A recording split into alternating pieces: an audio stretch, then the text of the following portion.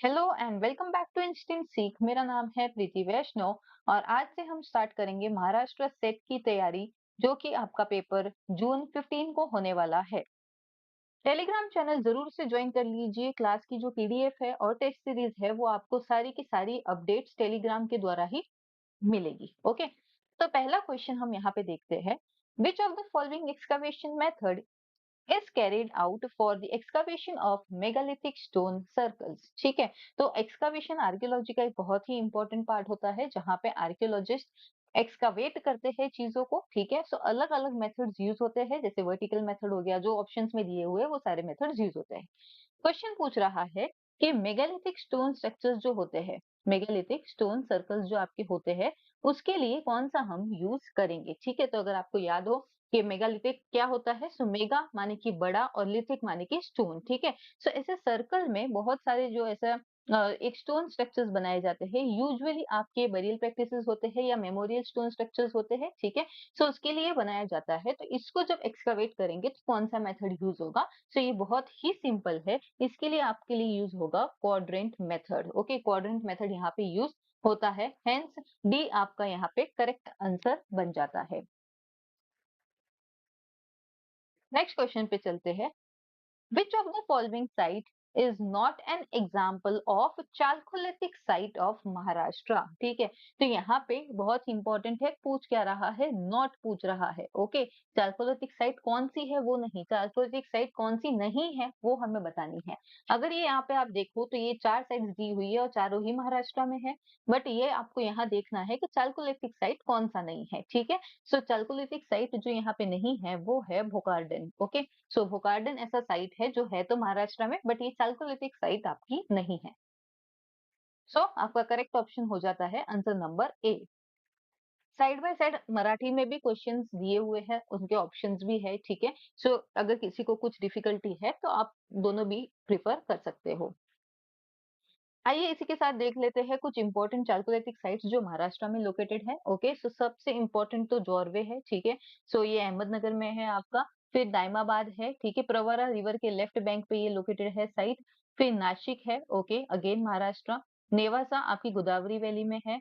आपेगांव भी गोदावरी वैली में है। Okay, Chandoli Bhima valley, Balki Bhima valley again, Inamgaon and Songaon भी आपका भीमा वैली में लोकेटेड है।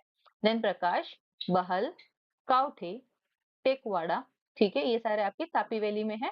एंड सवालदे भी आपका महाराष्ट्र के डेक्कन रीजन में लोकेटेड है, एक बहुत ही इंपॉर्टेंट चालकोलिथिक साइट है। ओके, सो एक बार ये आप गो थ्रू कर दीजिए।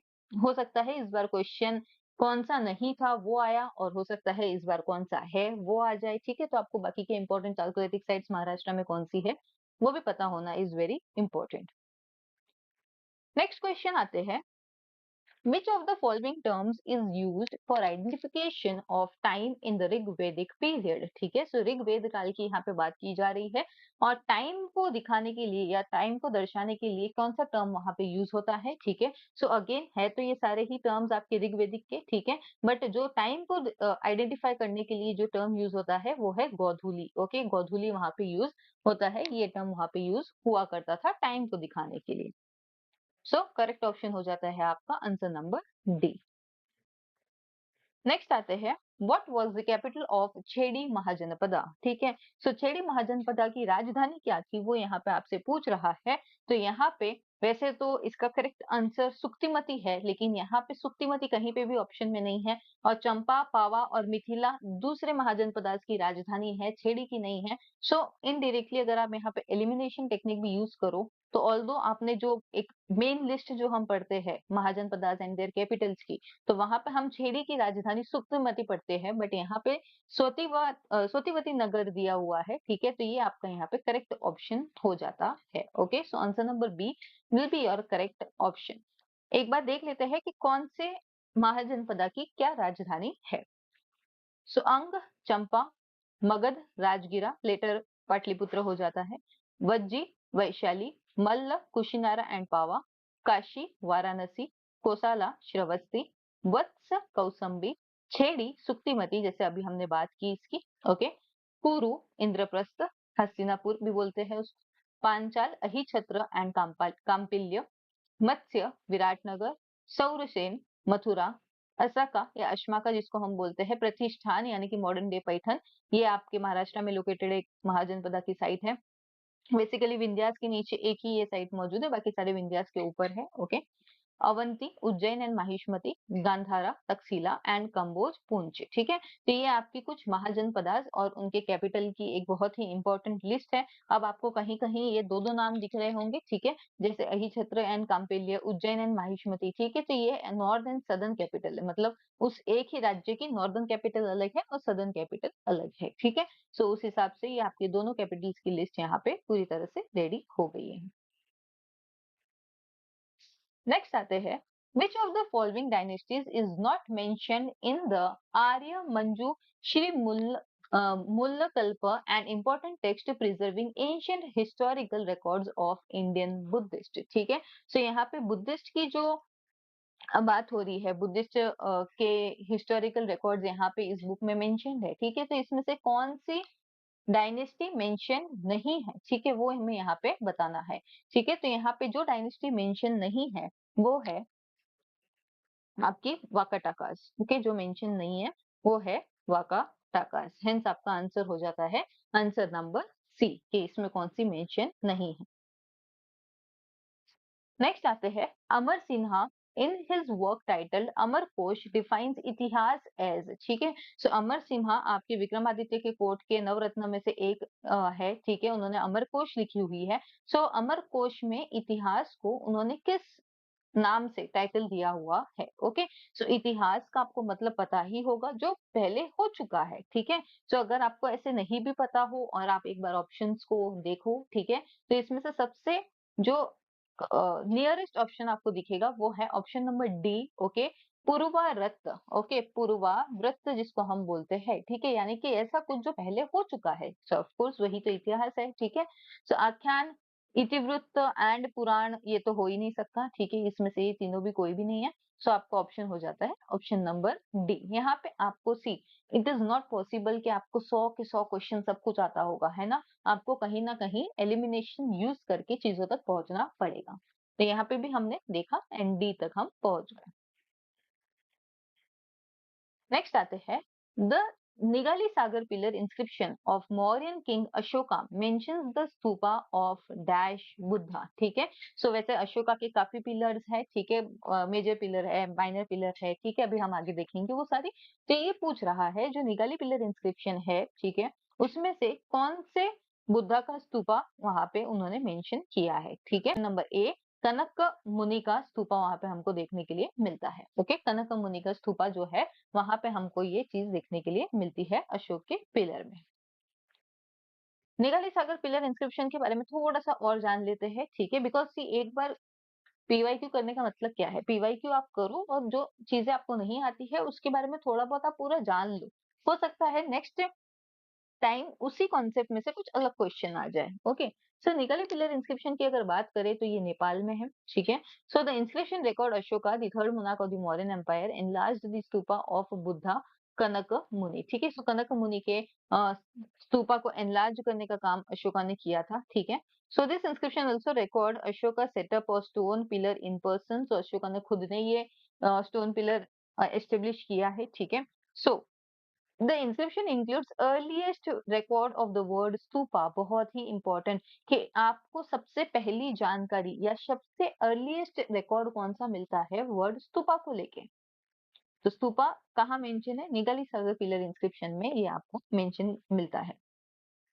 इस इंस्क्रिप्शन में आपको किंग रिपुमला का इंस्क्रिप्शन भी देखने के लिए मिलता है। ओके, सो किंग रिपुमला का इंस्क्रिप्शन अशोका के इंस्क्रिप्शन के साथ आपको एक ही पिलर में देखने के लिए मिलता है।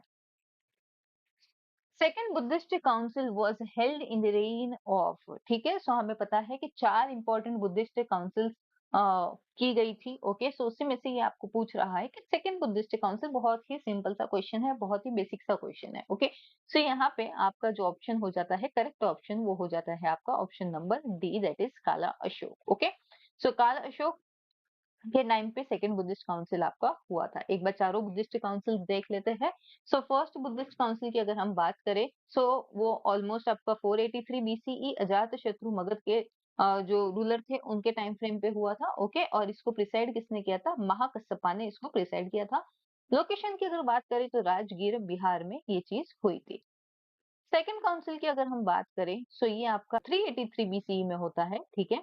और काला अशोक शिशुनागा डायनेस्टी के अंदर अभी हमने ये चीज, यही क्वेश्चन हमने किया है। ओके, इसकी जो जिसने प्रिसाइड किया था वो है सबक कामी। ओके, और इसका लोकेशन है वैशाली बिहार में। तो ये हमको जानकारी यहाँ पे मिलती है। फिर थर्ड काउंसिल की अगर हम बात करें सो 250 बीसीई, ठीक है, अशोका ने करवाया था, मौर्यन डायनेस्टी के थे ये। ओके, मोगलीपुत्र तीसा, ये बहुत ही इंपॉर्टेंट है। एंड पाटलिपुत्र पटना बिहार में आए। देखो ये एक एक चार्ट ऐसा है ना, इससे आपके काफी सारे क्वेश्चंस निकल सकते हैं। रूलर कौन था, प्रिसाइड किसने किया था, लोकेशन कहाँ पे थी। ओके, नेट के एग्जाम में भी इनफैक्ट काफी क्वेश्चंस यहाँ से आते हैं बुद्धिस्ट काउंसिल से। सो ये बहुत ही इंपॉर्टेंट आपके लिए हो जाता है। फोर्थ काउंसिल की बात करें तो 72 सीई में हुई। ओके, कनिष्का के द्वारा। सो कुषाण डायनेस्टी के थे Kanishka. Okay, so Vasumitra with Avaghosh इसको प्रिसाइड किया था, और कुंडलवन कश्मीर में ये आयोजित किया गया था। ओके, सो ये है आपकी 4 important Buddhist council. Okay, so ये बहुत ही इंपॉर्टेंट है। Next, the native chronicle of Sindh known as Chachnama was originally written in, ठीक है। सो अगर आपको कभी क्वेश्चन पूछा जाए कि सिंध की हिस्ट्री के बारे में ऐसा कौन सा टेक्स्ट है या बुक है जो आपको बताता है, सो वो चचनामा हो जाएगी, ठीक है। अब यहाँ क्वेश्चन पूछ रहा है कि ये ओरिजिनली कौन से इसमें लिखा हुआ था, ठीक है। सो सिंध का ये जो चचनामा है ये ओरिजिनल आपका लिखा हुआ है अरेबिक में। ओके, सो यहाँ आपका करेक्ट ऑप्शन हो जाता है answer number A, that is Arabic. बहुत ही फैक्चुअल है, ये आपको पढ़ना ही पड़ेगा। यहाँ पे आपके पास ऑप्शन नहीं है, है ना, कि आप कैसे करके एलिमिनेशन तक पहुंच जाओ। So you have to be well versed. कुछ फैक्चुअल क्वेश्चन है जो आपको पता होने ही चाहिए। Now, which of the following dynasties is not mentioned in Rajatarangini? Okay, see अभी आप हर बुक तो नहीं पढ़ते बैठोगे कि राजतरंगिणी में क्या बोल रहा है, चरसनामा में क्या बोल रहा है ना। यहाँ पे अगेन आपको थोड़ा सा दिमाग लगाना पड़ेगा। अगर आप यहाँ पे दिमाग लगाओ और अगर आपको पता है कि राजतरंगिणी में कौन सी हिस्ट्री बताई गई है, तो राजतरंगिणी में कश्मीर की हिस्ट्री के साथ राजतरंगिणी ये जो बुक है जो कल्हन ने लिखी है। ओके, आपको यहाँ पे देखो क्या क्या ध्यान रखना है। ऑथर कल्हन है। ओके, कौन सी हिस्ट्री से डील कर रहा है, कश्मीर की हिस्ट्री से डील कर रहा है। Okay, so of course it is talking about northern India का हिस्ट्री। ओके, मेनली जो कश्मीर एंड आसपास का जो लोकेशन है वहां का। और अगर आप इन डायनेस्टीज में से देखो, ठीक है, हम एक अनुमान लगाने की कोशिश करते हैं। तो करकोटास जो है आपके करकोटा का, ओके, ये भी आपके नॉर्थ में रूल कर रहे थे। मौर्यंस भी नॉर्थ इंडिया में रूल कर रहे थे, कुषाण भी नॉर्थ इंडिया में रूल कर रहे थे। यहाँ पे जो ओनली एलिमिनेशन वाला जो ऑप्शन बचता है दैट इज वाकाटाका, जो आपके डेक्कन वाले एरिया में या लेट्स से विंध्यास के इस तरफ रूल कर रहे थे, ठीक है। तो ये ऑप्शन आपका, आप एलिमिनेशन के द्वारा भी यहाँ पे पहुंच सकते हो। तो यहाँ पे आपका करेक्ट ऑप्शन हो जाता है option number B. Okay, that is Vakataka. Now, which of the following methods is not an example of scientific method of archaeological exploration? ठीक है, सो ये यहाँ पे बोल रहे हैं कि आर्कियोलॉजिकल एक्सप्लोरेशन करने के लिए इसमें से कौन सा साइंटिफिक मेथड नहीं है।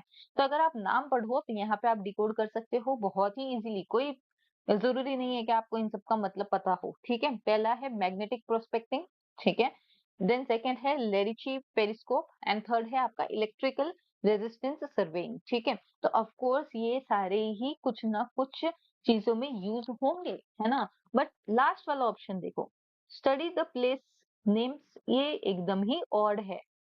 प्लेस का नाम को स्टडी करके what is the thing which is been related with archaeological exploration. Archaeology माने कि आप जमीन को खोद के कुछ निकालने की कोशिश करते हो, तो नाम के प्लेस से उसका क्या, प्लेस के नाम से उसका क्या लेना देना है। प्लेस का नाम अगर आपको पढ़ना है तो आप बुक्स खोजोगे, आप, है ना, वहां का जो लिटरेरी टेक्स्ट रहेगा उसको आप पता करने की कोशिश करोगे। But what is the thing related with archaeological exploration, ठीक है। तो यहाँ पे लीस्ट रिलेटेड ऑप्शन है आपका ऑप्शन नंबर डी, तो यही आपका करेक्ट आंसर हो जाएगा। नेक्स्ट चलते हैं, the most important epigraphic evidence which proved historicity of the Gupta king Ram Gupta is, ठीक है। सो गुप्ता किंग राम गुप्ता का हिस्टोरिसिटी कौन सा ऐसा एपिग्राफिक एविडेंस हमारे पास मौजूद है, ठीक है। एपिग्राफी माने कि क्या, जो इंस्क्रिप्शंस को पढ़ने की स्टडी होती है उसको एपिग्राफी बोलते हैं, ठीक है। सो बेसिकली कौन सा ऐसा इंस्क्रिप्शन है जो हमें गुप्ता किंग राम गुप्ता के बारे में जानकारी देता है, ठीक है। अगेन बहुत ही फैक्चुअल क्वेश्चन। सो यहाँ पे आपका ऑप्शन नंबर ए करेक्ट हो जाता है, that is Durjanpur Jain image inscription. Okay, Durjanpur Jain image inscription जो है वो आपका यहाँ पे करेक्ट ऑप्शन हो जाएगा। Next, the inscribed sculptural panel of Mauryan king Ashoka was found at, okay, so Ashoka का जो एक पैनल है, ओके, अशोका का हमें इमेज कहाँ पे देखने के लिए मिलता है, स्कल्पचरल पैनल में कहाँ पे हमको देखने के लिए ये चीज मिलती है, ठीक है, मॉडर्न किंग अशोक के टाइम फ्रेम पे। तो यहाँ पे आपका करेक्ट आंसर हो जाएगा। अगेन बहुत ही फैक्चुअल है, इतना कुछ आपको इसमें लाइक पढ़ना ही पड़ेगा, आप ऐसे एलिमिनेट करके नहीं पहुंच सकते। तो वो है आपका कनग कनगनाहल्ली। ओके, कनगनाहल्ली आपका यहाँ पे करेक्ट ऑप्शन हो जाएगा, that is option number C. Next, यहाँ पे देखो अभी हमने अशोका के इंस्क्रिप्शंस के दो तीन रेफरेंसेस देख लिए, ओके। तो एक बार देख लेते हैं कि क्या क्या अशोका के एडिक्ट्स है, ठीक है, उसके रॉक एडिक्ट्स क्या है, पिलर एडिक्ट्स क्या है, वगैरह वगैरह। तो ये काफी बहुत ही इंपॉर्टेंट चार्ट आपके सामने है, ठीक है। रॉक एडिक्ट 1 बात करता है प्रोहिबिशन ऑफ एनिमल स्लॉटर की, ठीक है। यहाँ पे आप इंपॉर्टेंट एस्पेक्ट्स एक बार वीडियो को पॉज करके अच्छे से पढ़ लेना। रॉक एडिक्ट सेकंड आपका बात करता है वेलफेयर मेजर्स की, ओके, जैसे कि हॉस्पिटल्स बनाने हैं for humans and animals, okay, medicinal plants बनाने, कल्टीवेट करने हैं, ओके, ऐसा। प्रोगेटिव 3 आपकी बात करते हैं generosity towards Brahmans and ascetics, okay, officials appoint किए गए थे, ठीक है, तो टूर लेने के लिए एवरी मॉरल प्रोपोगेशंस को बढ़ावा देने के लिए। रॉकेट 4 आपका बात करता है growth of dhamma, okay, so moral conduct, compassion and tolerance. Rocket 5 आपकी बात करता है प्रोटेक्शन ऑफ प्रिजनर्स, ओके, ऐसा नहीं कि कैदी है तो कैदी को कैसे भी आप बिहेव करो, नहीं, उसके लिए भी बात की गई है, ओके। देन रॉक एडिक्ट 6 आपका talks about king's desire to communicate with his subject, है ना। ये अशोका का ये जो इन्होंने पिलर एडिक्ट्स बनवाए, ये क्यों बनवाए रॉक एडिक्ट्स, पिलर एडिक्ट्स, ठीक है। Basically he was trying to communicate with the people, है ना। लोग उसको पढ़ रहे हैं अलग अलग, हमको देश के हर एक कोने में कुछ ना कुछ इनके देखने के लिए मिलता है, तो इसलिए ये कम्युनिकेट करने की कोशिश कर रहे हैं, ओके। फिर रॉक एडिक्ट 7 रिलीजियस टॉलरेंस की यहाँ पे बात होती है, that there has to be harmony among different sects and faith के जो लोग हैं उनके बीच में, okay. Next coming to rock edict 8, okay. So 8 की अगर हम बात करें तो यहाँ पे importance of dhamma tours, okay, के धमा के कैसे टूर्स होने चाहिए, okay. Then royal edict 9 talks about condemns ceremonies, okay, so we all know that वो लेटर एज टाइम फ्रेम में वो बुद्धिज्म में कन्वर्ट हो गए थे, ओके, सो मीनिंगलेस रिचुअल्स को ये कंडेम करते हैं। Then rock edict 10, okay, denounces fame and glory, okay, materialistic achievements basically दूर रखने हैं। Rock edict 11 talks about explains Dhamma. Okay. Rock Addict 12 talks about promotes tolerance and acceptance. Rock Addict 13 talks about Kalinga War and Ashoka's remorse. ठीक है, बहुत ही important। ये Rock Addict 13 में से बहुत क्वेश्चंस आते हैं, स्पेशली नेट के एग्जाम में भी काफी आते हैं कि कौन सा ऐसा रॉक एडिक्ट है जो कलिंग वॉर के बारे में बात करता है, ओके, सो ये इंपॉर्टेंट है। देन रॉक एडिक्ट 14 आपका समरी है, पूरे जितने भी अभी तक हमने पढ़े उस सबका एक समरी आपको यहाँ पे देखने के लिए मिल जाता है।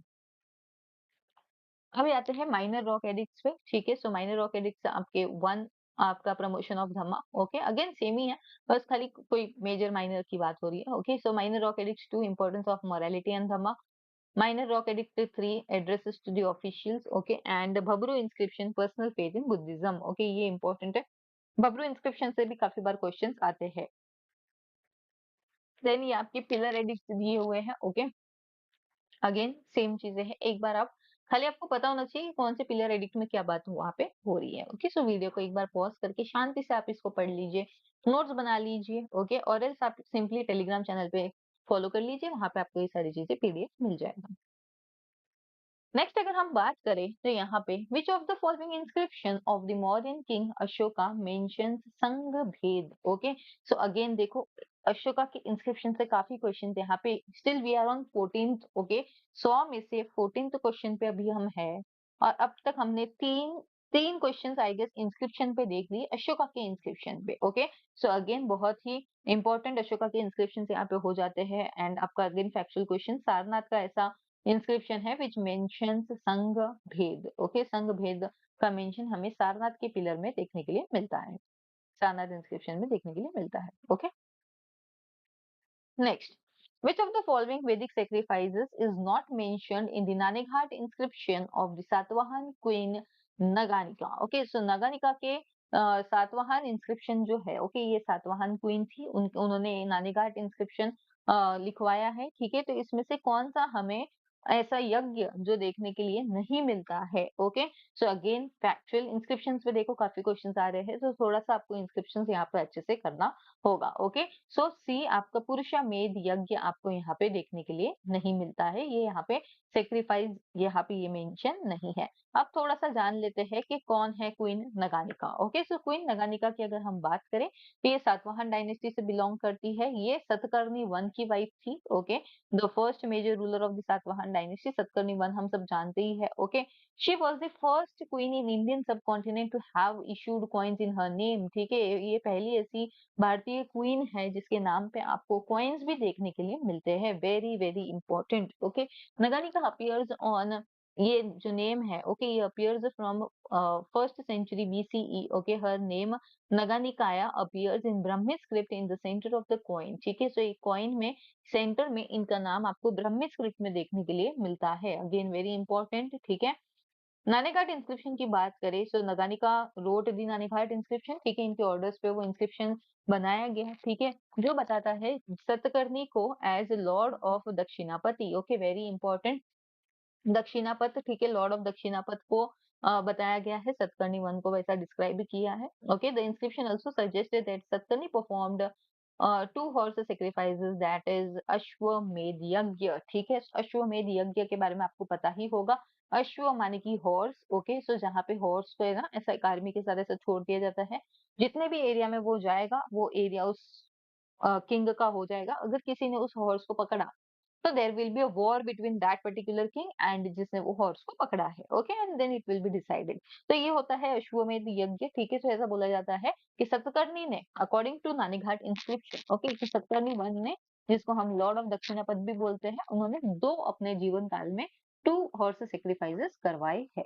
Okay, queen as a queen, इन्होंने एज ए रेजेंट काम किया। सतकर्णी के जो माइनर सन थे, okay, during the minority of her son Satakarni second. ठीक है, so Satakarni two, of course इनके हस्बैंड के बाद अगर कोई थ्रोन पे बैठा होगा तो इनके बेटे बैठे होंगे। Okay, he was very small at that particular time, तो इन्होंने एज ए क्वीन रेजेंट वहां पे काम किया। ओके, एंड नगानिका ने भी बहुत सारे सेक्रीफाइसेस करवाए हैं, इंक्लूडिंग 2 अश्वमेध महायज्ञ। ठीक है, सो इन्होंने भी 2 अश्वमेध महायज्ञ करवाए हैं, परफॉर्म इन्होंने करवाया है। ओके, सो थोड़ा सा क्वीन नगानिका के बारे में आपको पता होना चाहिए। ओके, क्वीन से भी काफी क्वेश्चंस यहाँ पे बने हैं, एक्चुअली किंग्स से ज्यादा हमें क्वींस के पर्सपेक्टिव के क्वेश्चंस यहाँ पे देखने के लिए मिले हैं। Now, the founder of the Kardamaka branch of the western satrap was, okay, so western satrap की अगर हम बात करें तो यहाँ पे उनका फाउंडर कौन था? ठीक है, so very simple question, again Chastana. ठीक है, आपको हर मेजर डायनेस्टी के फाउंडर एटलीस्ट पता होने चाहिए। ओके, हर मेजर डायनेस्टी के फाउंडर्स, हर मेजर डायनेस्टी के ऐसे रूलर जिसके टाइम फ्रेम पे डायनेस्टी एकदम पीक पे गया होगा, एंड देन ऐसे रूलर जिसके डायनेस्टी, जिसकी वजह से डायनेस्टी या जिसके टाइम फ्रेम में डायनेस्टी एकदम से डाउनफॉल वहां पे स्टार्ट हो गया। ठीक है, सो कुछ ऐसे रीजंस, इवेंट्स आपको हर डायनेस्टी के पता होने चाहिए जिसकी वजह से ये सारी चीजें वहां पे आपको देखने के लिए मिलती है। Okay, so Chastana will be your right answer, answer number option number D. Next देखते हैं, according to the Junagadh inscription of king Rudradaman one, which of the following region was not conquered by king Rudradaman? Okay, again देखो inscription based question यहाँ पे आ गया। Okay, सो रुद्रदमन की बात हो रही है और रुद्रदमन की ये पूछ रहा है कि जूनागढ़ रॉक इंस्क्रिप्शन जो उनका है, ऐसी डायनेस्टी है किंग रुद्रदमन ने जो कॉन्कर नहीं की थी। ठीक है, सो वो है आपकी option number C, Vidarbha. Okay, so Vidarbha इन्होंने कॉन्कर नहीं किया, बाकी सारे एरियाज इन्होंने अपने अंडर कॉन्कर कर लिए थे। Purananuru okay throws light on the history of, ठीक है। सो पुर्नानुरु ये जो है ये आपको पांड्यास की हिस्ट्री के बारे में जानकारी देते हैं। ओके, अगेन फैक्चुअल क्वेश्चन, ठीक है। तो ये आपको यहाँ पे इनकी जानकारी यहाँ पे आपको देखने के लिए मिलती है। क्या है ये बुक, ठीक है। तो यहाँ पे ये भी हमें समझना पड़ेगा। देखो, अगर आपको ये पता होता कि पुरनुरुरु क्या है, ठीक है, सो ऑटोमेटिकली आप यहाँ पे ऑप्शंस देख के यहाँ पे आपको पता चल जाता, ठीक है। So Purananuru sometimes called as Puram और Purappattu is a classical Tamil poet work and traditionally the last of the 8 anthologies Ettuthokai, ठीक है। पट्टू पट्टू एंड इट्टुटोकाई के बारे में आपने कभी सुना होगा, ठीक है। संगम लिटरेचर के इंपॉर्टेंट पार्ट्स है, ठीक है। सो पट्टू पट्टू आपके 10 पोएम्स है समथिंग, ओके, एंड 8 एंथोलॉजीज जो इट्टुटोकाई जिसको हम बोलते हैं, उसमें से ये पुरनानुरु ये लास्ट वन है, ठीक है। सो अगेन संगम लिटरेचर का पार्ट है, साउथ इंडियन हिस्ट्री की बात यहाँ पे होगी, ठीक है। और यहाँ पे अगर आप ऑप्शंस देखो तो साउथ इंडिया की आपको पांड्यास ही एक डायनेस्टी यहाँ पे आपको देखने के लिए मिलती है, ओके। सो प्योरली वहां का हमें पता चलेगा हिस्ट्री। सो ऐसे आपका ऑप्शन नंबर सी करेक्ट है यहाँ पे हो जाता है। Next coming to with which dynasty the following sources associated, ठीक है। तो ये अलग अलग सोर्सेस यहाँ पे दिए हुए हैं, आपको यहाँ पे बताना है कि ये कौन सी डायनेस्टी से रिलेटेड है, ठीक है। So terracotta sealing from Adam near Nagpur, ठीक है। सो नागपुर के आसपास एक टेराकोटा की सीलिंग है।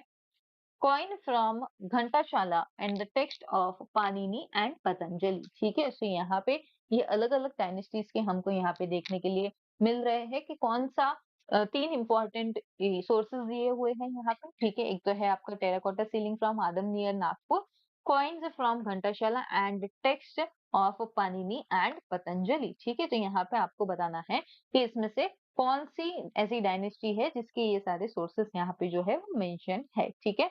सो ये आपकी डायनेस्टी है option number A, that is Salankya dynasty, okay. Next, Vakataka queen Prabhavati Gupta looked after the kingdom on behalf of her eldest son Dash, ठीक है। तो अभी यहाँ पे हमें देखा कि कैसे किंग से ज्यादा क्वीन पे क्वेश्चन आ रहे हैं, जैसे मैंने अभी बात की थी, ठीक है। एक हमने नगानिका का देखा, क्वीन नगानिका का।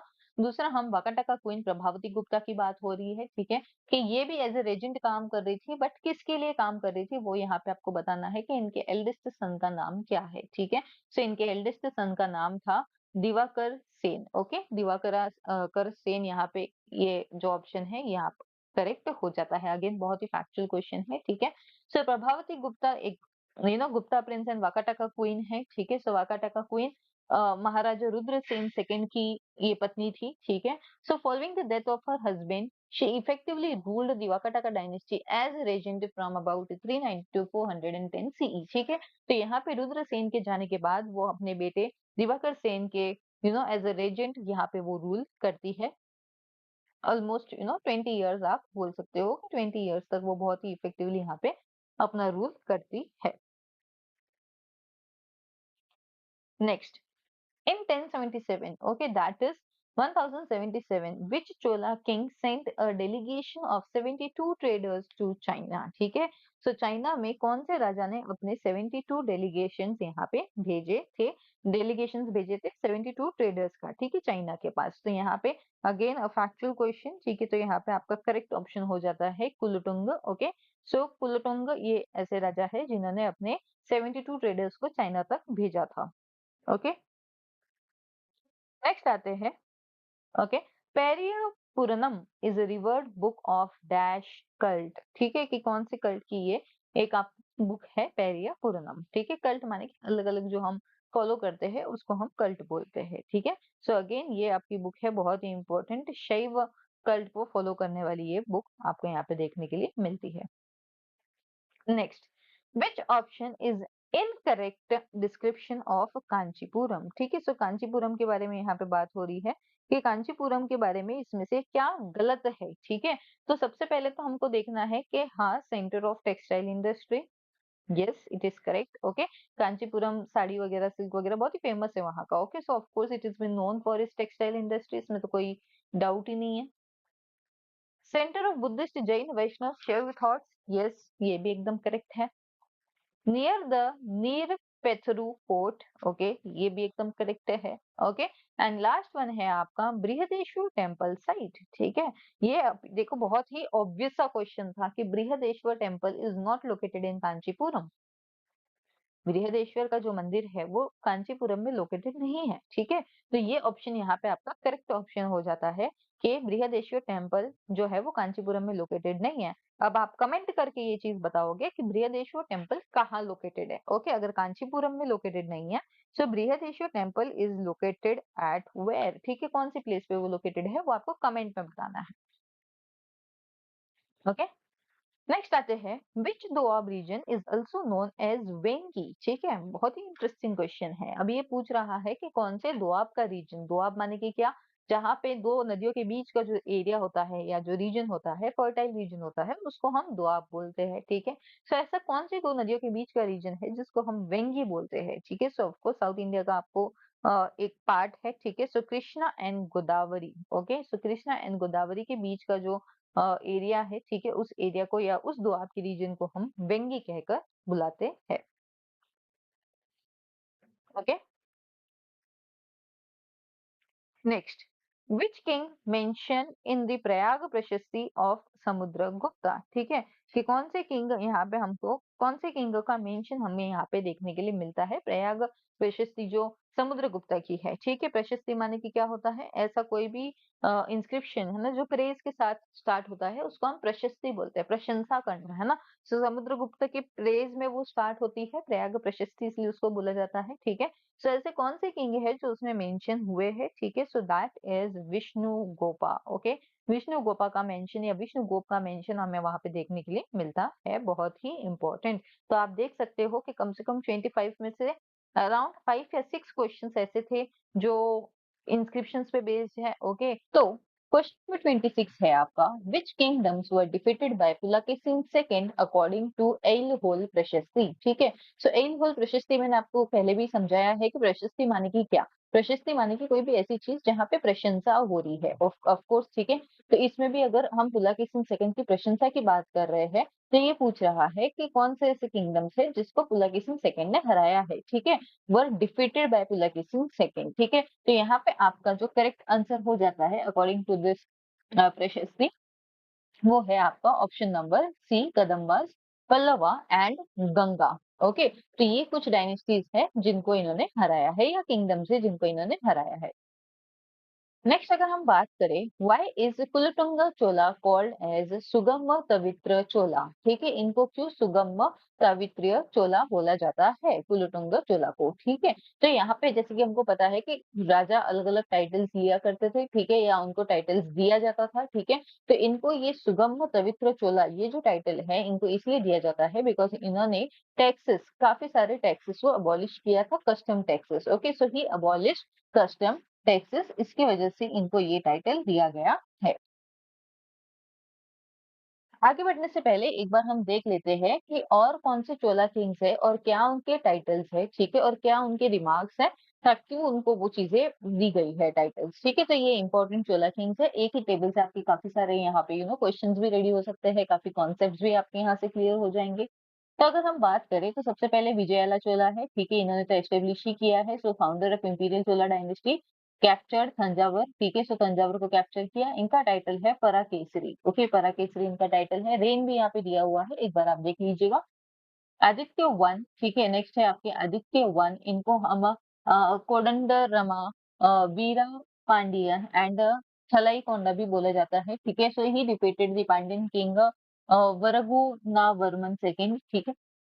नेक्स्ट है Parantaka one, so Madurai Konda and Veera Narayana, इनको बोला जाता है कि extended Chola territory and defeated Pandyas.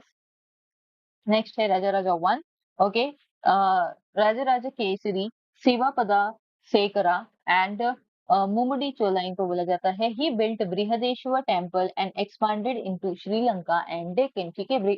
Brihadeshwara temple का मैंने आपको लास्ट टाइम भी पूछा था कि बृहदेश्वर टेम्पल कहाँ पे लोकेटेड है, ओके। कांचीपुरम वाला अगर आपको याद हो, एक क्वेश्चन था कि कांचीपुरम में इनमें से क्या नहीं है, तो बृहदेश्वर टेम्पल कांचीपुरम का नहीं है। सो उसका करेक्ट आंसर हो जाता है कि बृहदेश्वर टेम्पल आपका तंजौर में लोकेटेड है, ओके। सो इन्होंने बनाया है, राजा राजा वन ने वो टेम्पल यहाँ पे बनाया था। देन राजेंद्र वन, सो इनको गंगाईकोंडा चोला बोला जाता है, मुमुडी चोला एंड कदरम कोंडा इनको बोला जाता है, ठीक है। सो क्यों गंगाईकोंडा चोला इनको बोला जाता है? बिकॉज इन्होंने गंगा वाला जो रीजन है, बंगाल के आसपास का जो रीजन है, वो इन्होंने कैप्चर किया। Sri Lanka and south east Asia भी इन्होंने कैप्चर किया है। Raja Dhiraj one, okay, Jayam Konda Chola, he died in battle against western Chalukyas, ठीक है। देन राजेंद्र सेकेंड विक्रम चोला इनको बोला जाता है, defeated western Chalukyas and continued expansion, okay. Virajendra, so इनको हम त्याग समुद्र के नाम से जानते हैं, and he strengthened administration and trade, okay. उसके बाद में कुलोटुंगा वन, अभी हमने इनका देखा, okay. So Sungam Tavitra Chola abolish the taxes and strengthen trade with south east Asia, ठीक है। अभी हमने एक और कल पढ़ा था कि आपके 72 डेलीगेट्स किसने भेजे थे चाइना में, है ना, तो वो भी आपका कुलोटुंगा ही उसका आंसर था। फिर Raja Raja second, okay, so Raja Kesari patron of art and literature, okay. Then Kulottunga third, okay, so Tribhuvana Chakravarti last powerful Chola ruler आप इनको बोल सकते हो। राजा राजा थर्ड, ओके, सो पंडिता चोला इनको बोला जाता है, एंड इनके टाइम फ्रेम से आप बोल सकते हो कि एक चोला एम्पायर का आपको यहाँ पे डिक्लाइन देखने के लिए मिलता है। देन राजेंद्र थ्री, विजेंद्र वीरा राजेंद्र चोला इनको बोला जाता है, okay, he is the last ruler of Chola dynasty and defeated by Pandyas, ठीक है। सो पांड्यास आते हैं और इनको हरा के अपना रूल एस्टेब्लिश वहां पे कर लेते हैं। नेक्स्ट देखते हैं, यहाँ पे आपको इस सेट में मतलब कि माने कि 26 से लेके 50 तक के जो क्वेश्चन है, यहाँ पे आपको चोला किंगडम से रिलेटेड काफी सारे क्वेश्चन यहाँ पे आपको देखने के लिए मिलेंगे। बेसिकली अगर हम साउथ इंडियन हिस्ट्री की बात करें तो यहाँ पे चोला किंगडम से बहुत सारे क्वेश्चन यहाँ पे लिए गए हैं, okay. So the assembly in Chola kingdom that looked after the village administration in the villages occupied by farmer was called as dash, ठीक है। सो चोला किंगडम से ही अगेन आपके टर्म्स एंड मीनिंग्स का क्वेश्चन है, ठीक है। तो उनको बोला जाता था उर, ओके। सो ऐसे बेसिकली जो विलेज एडमिनिस्ट्रेशन को in the village occupied by the farmers, so जो विलेज ऐसा जो फार्मर्स के द्वारा फार्मर्स वहां पे रह रहे हैं उसका एडमिनिस्ट्रेशन जो देखेगा उसको हम बोलेंगे उर, ठीक है। सो इसका करेक्ट आंसर आपका हो जाता है आंसर नंबर सी, उर, ठीक है। इसी के साथ कुछ और टर्म्स एंड मीनिंग्स देख लेते हैं ताकि चोला एम्पायर में से अगर कुछ भी आए तो आपको इसमें डिफिकल्टी ना, ओके। सो नेक्स्ट है आपका Uttara Merur, a village known for its self governing assembly sabha under the Cholas, okay. So then Chola and assembly of Brahmin land holders, ठीक है, जिसको लैंड ब्रह्मदेया बोलते हैं। अभी हम आगे टाइप्स ऑफ लैंड में देखेंगे। उर अभी हमने देखा, village assembly consisting of non Brahmin land holders and peasants basically farmers, okay. Then Cheri settlement of lower caste communities, Nadu a territorial division consisting of several villages, okay. Mandalam, a province of larger administrative division. Then Valanadu, a subdivision of Mandalam, okay. So ये basically इनके अलग अलग administrative units हैं। राजाधिराज जो आपका supreme emperor या king रहेगा उसको राजाधिराज भी टाइटल दिया जाता था, okay. Perundanam, okay, so large revenue department है ये आपका जो टैक्सेशन हैंडल करेगा। Eri variyam, a committee responsible for irrigation and water management. Variyam specialised committee in local self governance, okay, like finance, temples, infrastructure, ये सब चीजें ये देखेंगे। Kudumbu, okay, a unit of residential settlement within a village, and Kadagam, okay, a district or administrative unit. इसके अलावा pattinam, okay, a term for a port town city engaged in trade, okay. Nagaram of course जहाँ पे नगर किसको बोलते हैं हम, एक town, okay. So basically a town जहाँ पे आपकी ट्रेडिंग एक्टिविटीज हो रही है, so trades and merchants. Karanam, a village or nadu accountant responsible for maintaining revenue records, okay. Danda nayaka military officer, ठीक है, or commander in charge of law and order. देखो law and order break करोगे तो दंड तो मिलेगा, दंड माने की पनिशमेंट, है ना। सो दंड नायका का वही काम है।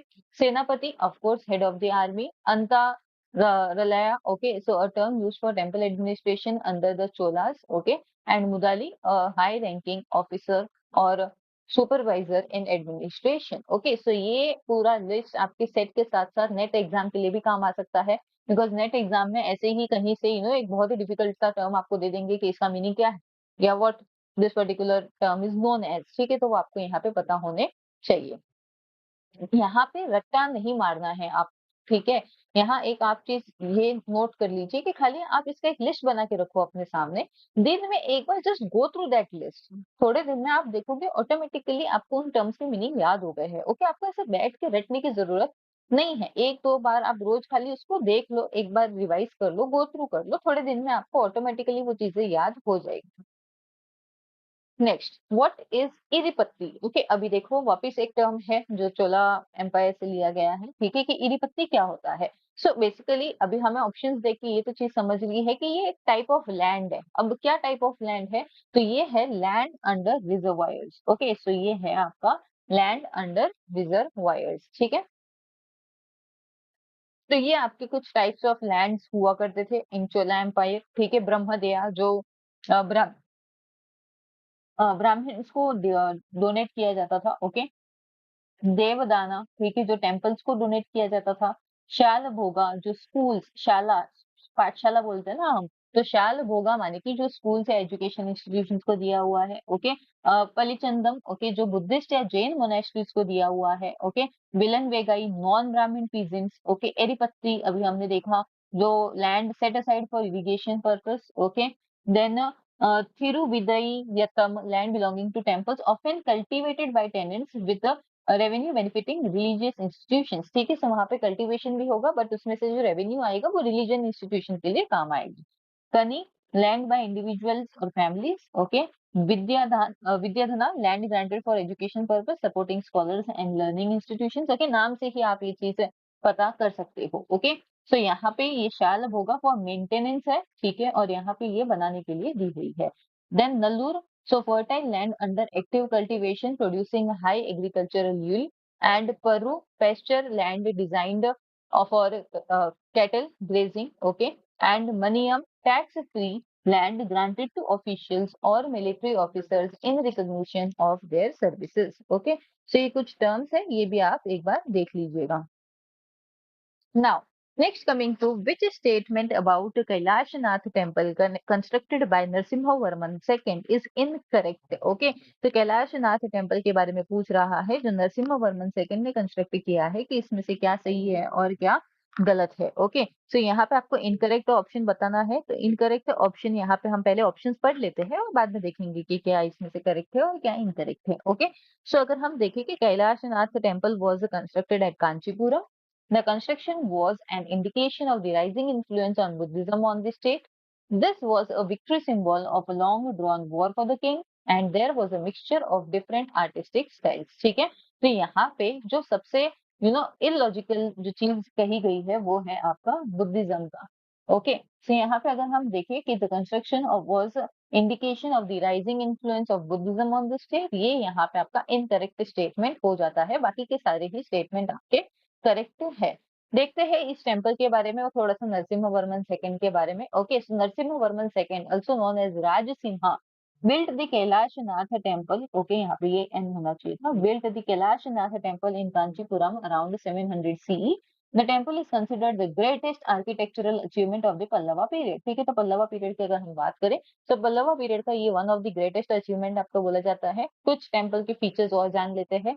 So the temple is located on the Vedavati river. Okay, it is the largest sandstone temple in the world. Okay, so sandstone की अगर हम बात करें, एक टाइप ऑफ पत्थर होता है आपका, सो उसमें ये लार्जेस्ट आपका टेम्पल है। The temple's foundation is made up of granite. Okay, so granite से इसका फाउंडेशन बनाया हुआ है। Main shrine is called Raj Simheshwara, okay, and the temple also has smaller shrines commissioned by Narasimha Varman second Maharani Rang पताका। ओके, सो इनकी वाइफ ने भी उसको कुछ उसमें कमीशंस मतलब करवाए हैं, एडिशंस करवाए हैं।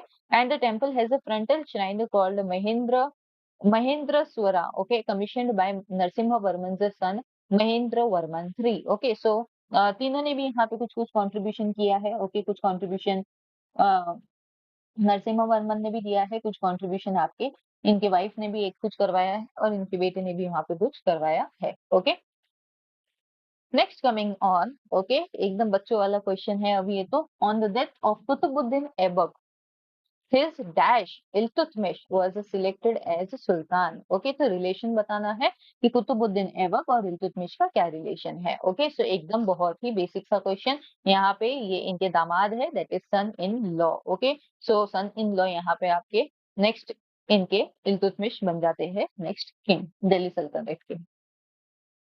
The founder of Sayyid dynasty, okay, Khizr Khan was the native of Dash. Okay, तो यहाँ बताया जा रहा है कि खिजर खान कहाँ के मूल निवासी थे. ठीक है, तो वो मूल निवासी यहाँ पे मुल्तान के थे. Okay, so Khizr Khan was basically from Multan who established Sayyid dynasty. Okay, so यहाँ पे आपका दिल्ली सल्तनत की बात हो रही है बेसिकली. ओके, सो दिल्ली सल्तनत में आपको पता है 5 मेजर डायनेस्टीज ने वहां पे रूल किया है. ओके, स्लेव डायनेस्टी, देन आपका है Khilji dynasty, Tughlaq dynasty, Syed dynasty, Lodhi dynasty. Okay, I hope आप लोगों को ये पांचों चीजें पता होगी. नाउ कमिंग टू, यहाँ एक बुक की बात हो रही है कि रोबर्ट सेविल्स की जो बुक है, okay, of forgotten empire is primarily based on dash sources. ठीक है, सो कौन से सोर्सेस पे ये बुक आधारित है. तो अगर हम इनको बात करें कि ये बुक पहले तो है किस चीज की, सो फॉरगॉटन एम्पायर, ये जो रॉबर्ट सेविल्स की बुक है ये बात करती है विजयनगर एम्पायर के बारे में. ओके, सो ये विजयनगर एम्पायर की अगर हम बात करें तो यहाँ आप ऑप्शन में से ही इसको देख सकते हो कि विजयनगर एम्पायर ने दो लैंग्वेजेस को बहुत ही ज्यादा महत्वता दी थी. वो थी आपकी Sanskrit and Telugu. Okay, so indirectly no doubt इसमें कि आपका आंसर हो जाएगा Sanskrit and Telugu. Who completed the construction of Bibi ka Maqbara. Okay, सो बीबी का मकबरा किसने बनवाया है. सो बीबी का मकबरा आपका आज जो मॉडर्न डे छत्रपति संभाजी नगर है वहां पे ये आपका मौजूद है. ठीक है, सो वहां ये कंस्ट्रक्शन जो करवाया है ये करवाया है औरंगजेब के बेटे आजम शाह ने. ओके, औरंगजेब के जो बेटे थे आजम शाह, ये इसका एक copy, poor copy of Taj Mahal आप इसको बोल सकते हो, क्योंकि ताजमहल को यहाँ पे कॉपी करने की कोशिश की गई थी बीबी ऑफ मकबरा में. सो ये कॉपी ही एक समझ ताजमहल का जो आजम शाह ने यहाँ पे बनवाया था अपनी मम्मी के लिए. ओके, नेक्स्ट कर देखते हैं कि according to Satish Chandra what was the basic reason behind the conflict between emperor Jahangir and Shahjahan. ठीक है, सो वो पूछ रहे हैं कि यहाँ पे शाहजहां, सतीश चंद्र के अकॉर्डिंग, सो शाहजहां और एम्परर जहांगीर के बीच में क्या कॉन्फ्लिक्ट था. ठीक है, तो यहाँ पे हम देखते हैं कि जो अगर आप पढ़ोगे तो आपको समझ जाएगा कि बाकी के ऑप्शंस सारे ही बेतुके ऑप्शंस है. ओके, सो यहाँ पे अगर आप देखो ऑप्शन नंबर बी देखो, शाहजहां वाज जहांगीर स्टेपसन. नहीं, Shahjahan was always sought the backing of Noor Jahan and Shahjahan was insolent by nature. Okay, ऐसा कुछ भी नहीं था. सो बेसिकली यहाँ पे आपका जो करेक्ट आंसर हो जाता है वो हो जाएगा आपका option number A. Okay, that is no ruler could afford to allow a noble or a prince to become too powerful. Okay, Jahangir के रहते हुए शाहजहां ज्यादा पावरफुल हो रहे थे, इसलिए इनके ये रीजन था कि दोनों के बीच में थोड़ी सी अनबन चल रही थी. नाउ नेक्स्ट क्वेश्चन यहाँ से आपका थोड़ा सा मराठास का स्टार्ट हो जाता है. ओके, यहाँ सेट एग्जाम में मुझे बहुत अच्छा लगता है कि एक ये कोई टॉपिक पकड़ते हैं उसी के ऊपर आपको लगातार 5-6 क्वेश्चन रहेंगे और फिर टॉपिक चेंज हो जाएगा. ओके, सो यहाँ पे काफी अच्छी चीज है. तो यहाँ पे अगर अब अभी आते हैं मराठास. ठीक है, तो पहला ही क्वेश्चन मराठास के फाउंडर्स के ऊपर है. So the cavalry strength of Chhatrapati Shivaji Maharaj according to Sabhasad Bakhar was dash pagas and dash Shiledar at the time of his death in 1680. Okay, तो यहाँ शिवाजी महाराज के पागाज और शिलेदार्स की बात हो रही है. ठीक है, कि उनकी डेथ के समय पे ये नंबर जो है ये कितना था. ओके, सो बहुत ही फैक्चुअल क्वेश्चन है, ऐसे इसमें कुछ दिमाग लगाने वाले काम नहीं है. ओके, सो यहाँ पे आपका आंसर हो जाता है option number A, 45,000 pagas in 60,000 shiledars. Okay, so ये थे शिवाजी महाराज का estimation according to Sabhasad Bakhar. Now, which contemporary Marathi poet described the attacking spirit, that is Parakram of Queen Tarabai against Aurangzeb as Dilli झाली दिवानी, दिल्ली साचे गेले पानी, ताराबाई राम रानी, भद्रकाली कोपाली. ओके, तो ये कौन से मराठी पोएट है जो ताराबाई के फाइटिंग स्पिरिट को या अटैकिंग स्पिरिट को ऐसे डिस्क्राइब कर रहे हैं. ओके, सो बेसिकली ताराबाई आपके राजाराम महाराज की वाइफ है. ओके, सो महारानी ताराबाई ने काफी अच्छे से संभाला और स्वराज्य को बरकरार रखा औरंगजेब के खिलाफ. ओके, सो ये उन्हीं की प्रेज करते हुए ये कुछ लाइंस लिखी हुई है. तो आपको बताना है कि ये लाइंस किसने लिखी है। Okay, so again factual question, तो ये लाइन आपके लिखी है गोविंद ने। ओके, ये लाइन लिखी है आपके गोविंद ने।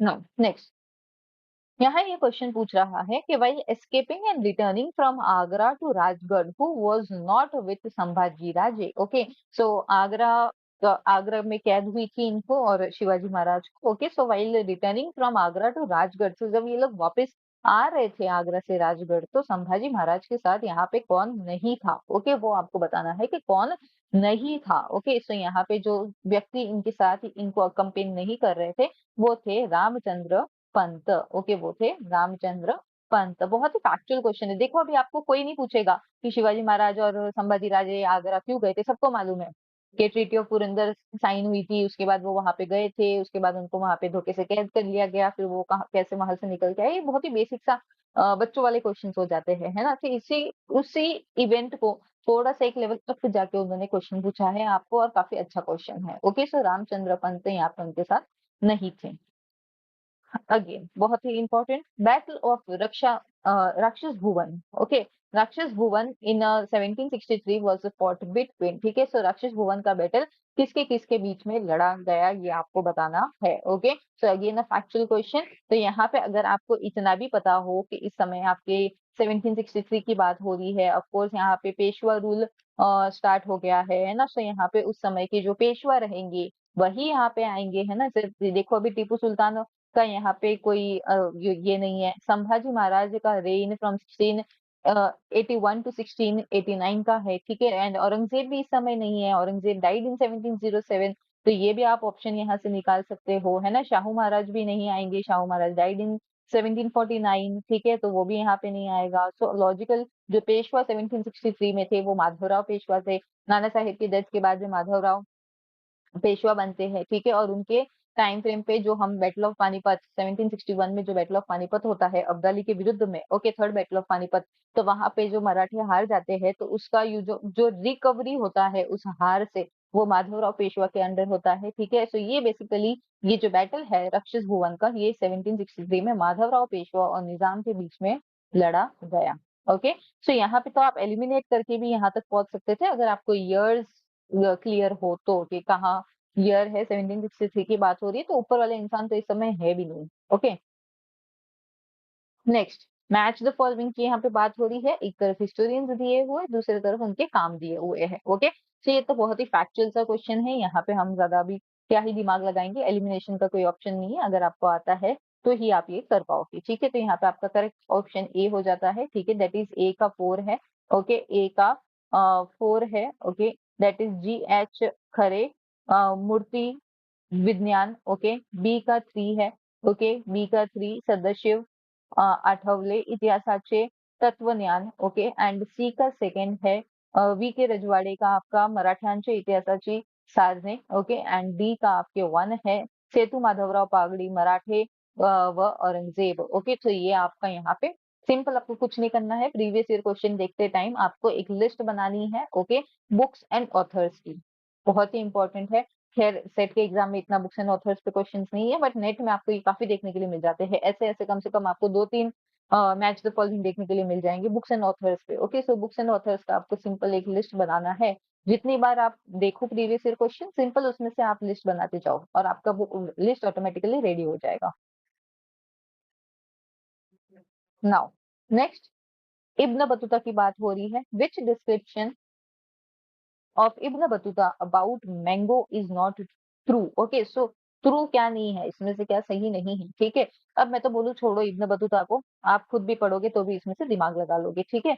सो mango was the size of a large pear, ठीक है। सो पेयर के बरोबर का साइज इसका होता है। Okay, yes, so mango was entirely grown bye seeding. Okay, बिना सीड के मैंगो कैसे उगाओगे, ठीक है।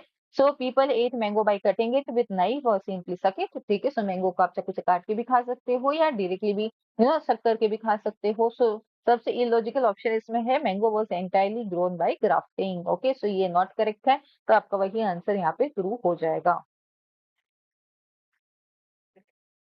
Who shifted the capital of Delhi Sultanate from Delhi to Agra? Okay, Delhi से आगरा किसने शिफ्ट किया? दिल्ली टू दौलताबाद का तो सबने सुना होगा, बट ये बहुत ही इंटरेस्टिंग है कि दिल्ली से आगरा किसने शिफ्ट किया। ठीक है, तो यहाँ पे जो दिल्ली से आगरा जिसने कैपिटल शिफ्ट किया है वो है आपके सिकंदर लोदी। ओके, सो सिकंदर लोदी, लोदी डायनेस्टी के एक महान शासक है। ठीक है, तो उन्होंने आपके दिल्ली से आगरा इस कैपिटल को शिफ्ट किया था। Now coming to Vijayanagar gold coin. ठीक है, so Vijayanagar gold coin Hanumantarai varaha is associated with. Okay, so Hanumantarai varaha ये जो गोल्ड कॉइन है ये किसके साथ एसोसिएटेड है? Okay, so again a factual question, so ये आपका किष्किंधा के साथ एसोसिएटेड है। ओके, सो ऑफ कोर्स ये सारे ही समवेयर और दी अदर ये चारों ही प्लेसेस हनुमान जी से रिलेटेड है। ओके, बट यहाँ पे करेक्ट ऑप्शन जो यहाँ पे आपका हो जाएगा वो है किष्किंधा। फिर पूछ रहा है नाना देसाई पर, अगेन टर्म्स के ऊपर है कि नाना देसाई कौन थे। ओके, सो नाना देसाई यहाँ पे मर्चेंट गिल्ड्स हुआ करते थे उस पर्टिकुलर टाइम फ्रेम पे। तो यहाँ पे भी आपका ऑप्शन हो जाएगा option number B. According to Ain Akbari the fine muslin was manufactured in. ठीक है, आईन अकबरी के अकॉर्डिंग यहाँ पे मसलिन जो एक टाइप ऑफ क्लॉथ होता है, बहुत ही है ना मुलायम सा एक कपड़ा होता है, वो कहाँ का सबसे बेस्ट हुआ करता था। ओके, सो यहाँ पे अगर आपको थोड़ा बहुत, अगर आपने कभी मसलिन एंड सिल्क के बारे में पढ़ा हो, ठीक है, तो आपको यहाँ पे पता होगा सोनार गांव जो बांग्लादेश में है वहां का मसलिन बहुत ही फाइन क्वालिटी का मिलता है। ओके, तो यहाँ पे आपका आंसर हो जाता है correct option, answer number C. Now, why did Akbar not respond to Abdullah Khan Uzbek's appeal of joint attack on Iran? ठीक है, so अब्दुल्ला खान उज़्बेक अकबर को एक अपील भेजते हैं कि क्यों ना हम दोनों मिलके ईरान के ऊपर ज्वाइंट अटैक कर देते हैं। अकबर इसको रिस्पॉन्स नहीं देते हैं वापस। ठीक है, अब क्यों नहीं देते हैं तो यहाँ पे थोड़ा सा हम समझ लेते हैं वापस, आप ऑप्शंस को पढ़ के ही आपको क्लियर हो जाएगा। ठीक है, ये वाला देखो, Akbar had matrimonial relation with the Shah of Iran. ठीक है, ऐसा तो हमने कभी पढ़ा नहीं। ठीक है, Abdullah Khan Uzbek was not trustworthy. ठीक है, हाँ ये ऑप्शन थोड़ा बहुत हम देख सकते हैं। And proposal of Abdullah Khan Uzbek could not fulfil Akbar's expectation of territorial gain. ठीक है, तो ऐसा था कि भाई अब्दुल्ला खान के जो ये मंसूबे है ये अकबर को ये कुछ काम नहीं आने वाले। ठीक है, और अभी फर्स्ट ऑप्शन को पढ़ो, a strong Iran was essential to keep the restless Uzbeks in their place. ठीक है, तो अकबर को पता थी ये चीज कि अगर ईरान स्ट्रॉन्ग है तो ईरान के स्ट्रॉन्ग होने की वजह से उज़्बेक्स अपने काबू में है, मतलब वो अपना अपनी जगह पे वो है। ठीक है, तो यही आपका ऑप्शन करेक्ट हो जाता है। Akbar was a very diplomatic person. Akbar ने सोचा रहेगा कि क्यों मैं अपनी आर्मी भेजूं भाई इधर इतना दूर तक लड़ने के लिए, और एट द एंड उसका मतलब क्या है, उसका मतलब कुछ नहीं निकलेगा। ओके, सो अकबर ने बहुत ही स्मार्टली यहाँ पे इस मंसूबे को रिस्पॉन्स नहीं दिया। ओके, एंड दस आपका ऑप्शन नंबर ए जो है वो आपका करेक्ट ऑप्शन यहाँ पे हो जाता है। During which period Surat was the headquarter of east India company. ठीक है, सो ईस्ट इंडिया कंपनी की यहाँ पे बात हो रही है कि कौन से पीरियड से लेके कौन से पीरियड तक ईस्ट इंडिया कंपनी का जो हेडक्वार्टर है वो सूरत रहा। ठीक है, सो अगेन फैक्चुअल क्वेश्चन है, थोड़ा बहुत भी अगर आपको यहाँ पे जानकारी हो। सो 1612 में आए थे। ठीक है, 1612 में उन्होंने सूरत को फैक्ट्री लगाई। ओके, एंड वहीं पे आप अगर ये दो ऑप्शन आपके पास यहाँ पे है, ठीक है, तो ये दो तो एलिमिनेट हो जाते हैं, ये दो आपके पास ऑप्शन है। तो यहाँ पे आपका करेक्ट ऑप्शन हो जाता है 1612 से लेके 1674। ओके, तो यहाँ पे इस टाइम फ्रेम तक इनके पास सूरत इनका हेडक्वार्टर था। ओके, देखो सूरत एक व्यापार का बहुत ही इंपॉर्टेंट सेंटर हुआ करता था। Okay, for Mughals as well as for Britishers. Okay, बाद में शिवाजी महाराज ने 2 बार सूरत पे रेड किया। ओके, ऑफ कोर्स बिकॉज मुगलों ने यहीं का सब पैसा वहां ले जाके जमा किया हुआ था, तो शिवाजी महाराज ने वो सारे पैसे वहां से लेके आए। तो ऐसे करते करते सूरत का जो एक था ना कि वो बहुत ही अच्छा ट्रेडिंग सेंटर है, मर्चेंट्स ने आना छोड़ दिया, गिल्ड्स ने आना छोड़ दिया, कि जहाँ पे इतना टेंशन वाला माहौल होता है वहां कोई व्यापार नहीं कर सकता। और तब तक बॉम्बे एक बहुत ही स्ट्रॉन्ग पॉइंट डेवलप हो रहा था, बहुत ही स्ट्रांगली उभर रहा था उस पर्टिकुलर टाइम फ्रेम पे। तो इनका ये यहाँ से शिफ्ट हटा के ये लोग बॉम्बे अपना कैपिटल बना देते हैं। ओके, इनका अलग जोन में चले जाता है चीजें। नेक्स्ट आते हैं, what was not a clause of treaty of 1636 between the Mughals and Golconda. Okay, so Golconda की यहाँ पे बात हो रही है कि इसमें से क्या ऐसी चीज है जो ट्रीटी साइन करते हुए क्लॉज नहीं थी। ओके, सो उस समय मुगल बादशाह शाहजहां थे। ओके, और कुतुब शाह वहां पे एक गोलकोंडा में रूल कर रहे थे। ठीक है, सो यहाँ पे अगर हम देखें कि इसमें से क्या क्लॉज नहीं था, ठीक है, तो ये इसमें से डी वाला जो है ये आपका क्लॉज नहीं था, that Qutb Shah agreed to surrender Mir Jumla to Aurangzeb. Okay, बाकी सब देखो तो बाकी सब लॉजिकली भी बातें हैं। Okay, Shahjahan Qutb Shah agreed to include the name of Shahjahan in the khutba. Okay, Shahjahan of course Qutb Shah यहाँ पे हार मान रहे हैं तो शाहजहां का नाम वो कुतबा में ऐड करेंगे। Qutb Shah agreed to exclude the name of Iranian emperor from the khutba. Of course अब शाहजहां का नाम ऐड हो रहा है तो ईरानियन एम्परर का यहाँ पे क्या काम, उनका नाम यहाँ से हटा दिया जाएगा। एंड कुतुब शाह ने ये भी बोला कि भाई मैं तुम्हारे साथ लॉयल रहूंगा। ठीक है, तो ये तो तीनों भी बातें एकदम फैक्ट है और ये होगी ही। ठीक है, तो यहाँ पे आपका करेक्ट ऑप्शन हो जाता है option number D. Which contemporary source described the severity of the great famines from 1630 to 31 in the following words? Grain has become costly and the gold is cheaper than grain. ठीक है, यहाँ पे वो क्या बोल रहे हैं कि धान्य जो है या अनाज जो है वो ज्यादा कॉस्टली हो गया है, गोल्ड से भी ज्यादा कॉस्टली हो गया है। ठीक है, फेमाइन आ गया था बेसिकली 1630 से 31 तक। ठीक है, तो इसलिए वो कि कौन है इसमें से जो कौन सा ऐसा कंटेम्प्रेरी सोर्स है जो इसको ऐसा डिस्क्राइब कर रहा है। ठीक है, सो शिव भारत ये जो कंटेम्प्रेरी सोर्स है वो इसको इस समय डिस्क्राइब कर रहा है, तो option number B will be a correct option. Which one of the following statement about Maratha administration is not correct? Okay, so यहाँ पे कौन सा मराठा एडमिनिस्ट्रेटिव टर्म है जो करेक्ट नहीं है। ठीक है, so यहाँ पे Patil was officer at village level, yes. Pate was an urban center having non-agricultural professionals, yes. Okay, Hisar were existing or erstwhile forts. Okay, and Chaugula was officer at Pargana level, नहीं, Chougula Pargana level के officer नहीं थे। Okay, so यहाँ पे D option ऐसा है जो आपका करेक्ट ऑप्शन है, लेकिन ये मराठा एडमिनिस्ट्रेटिव का करेक्ट डिस्क्रिप्शन नहीं है। ओके, तो उसी में हम देख लेते हैं कि मराठा एडमिनिस्ट्रेटिव में मराठा एडमिनिस्ट्रेशन के भी हम कुछ टर्म्स एंड मीनिंग्स उनके देख लेते हैं, जैसे हमने चोलास का देखा था। ठीक है, तो यहाँ पे छत्रपति जो सुप्रीम किंग रहेंगे। ओके, पेशवा जो उनके प्राइम मिनिस्टर रहेंगे। अष्ट प्रधान जो 8 मिनिस्टर्स का एक काउंसिल शिवाजी महाराज ने बनाया था वो रहेगा। ओके, सर सूबेदार, ठीक है, provincial governor responsible for administration and revenue collection. Okay, so administration करेंगे और रेवेन्यू कलेक्ट करने का काम वहां से करेंगे। सूबा यानी कि प्रोविंस, एक प्रोविंस बनाएंगे। ओके, सो सूबेदार के अंदर वो हुआ करता था। प्रांत माने कि डिस्ट्रिक्ट। ओके, जो सूबा के अंदर एक डिस्ट्रिक्ट लेवल का जो है वो, उसके बाद में परगना और sub division of a district. Okay, जैसे आज भी होता है आपके बहुत सारे तहसील मिलके एक डिस्ट्रिक्ट बनता है, बहुत सारे डिस्ट्रिक्ट बन के एक स्टेट बनता है। ओके, वैसे ही फिर गांव माने कि village. Okay, mamlatdar and officer of revenue collection at district level. ठीक है, सो डिस्ट्रिक्ट लेवल पे जो यानी कि परगना लेवल पे प्रांत लेवल पे, परगना नहीं, प्रांत लेवल पे जो ऑफिसर कलेक्ट करेगा रेवेन्यू उसको हम मामलतदार मामलतदार बोलेंगे। Deshmukh local chief responsible for revenue collection. Deshpande again maintaining revenue records at district level. Karkun clerks हुआ करते थे या अकाउंटेंट्स बोल सकते हो। Sarnobat commander of the Maratha army. Okay, senapati military general responsible for war strategies and defence. Shiledar cavalry officer है who provided troops for military campaigns.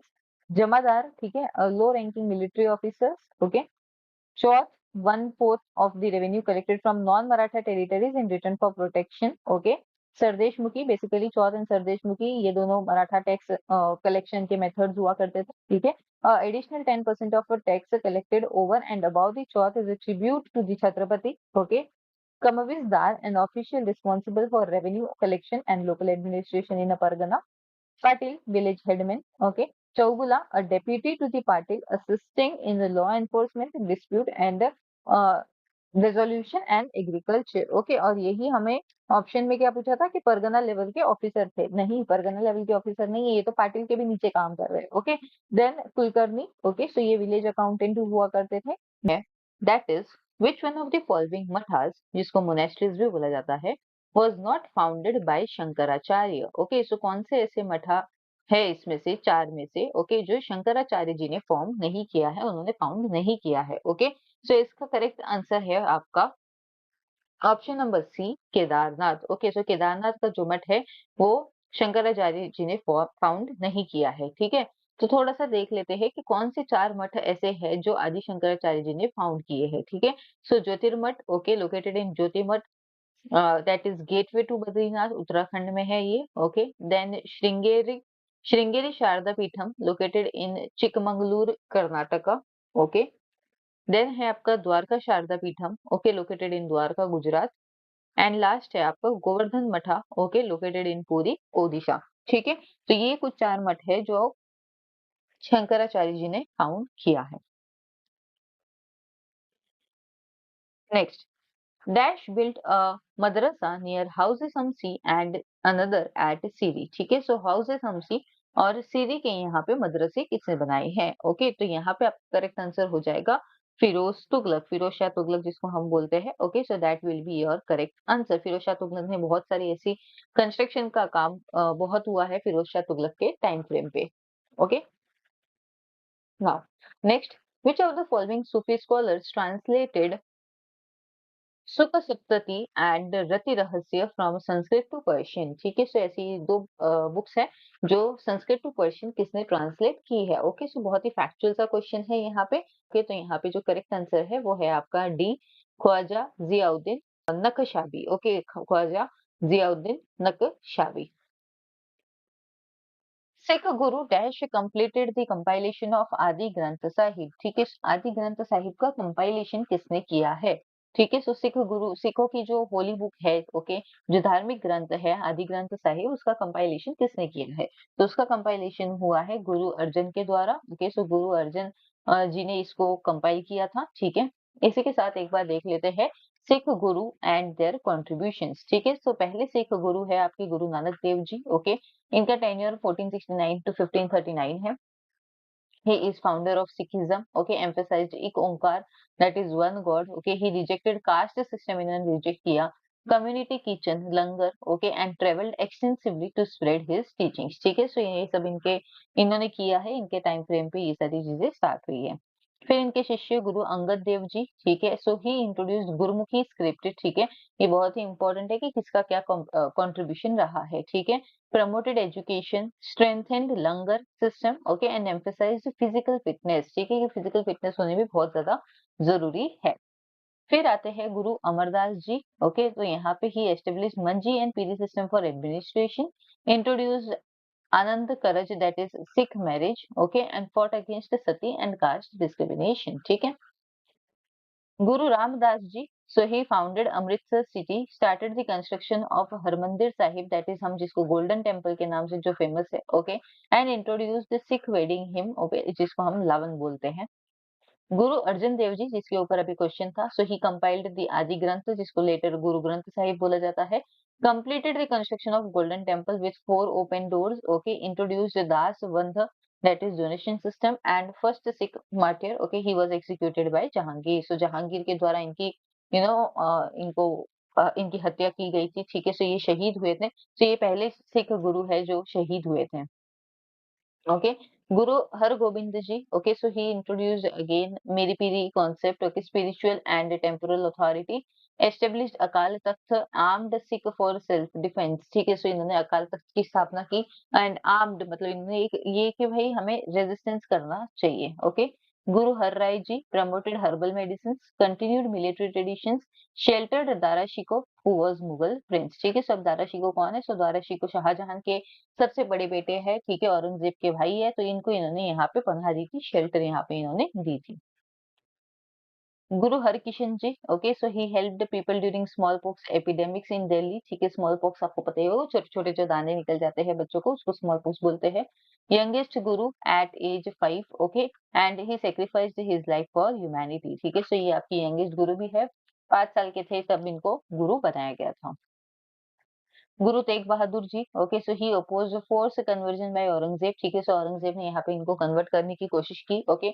Sacrificed life for religion and freedom and founded Anandpur Sahib, ठीक है। सो इन्होंने भी अपनी लाइफ अपने रिलीजियस फ्रीडम के लिए इनको इन्होंने दी, ठीक है। इनको नहीं पसंद था कि कोई किसी के धर्म में क्यों इंटरफेयर करेगा, ओके।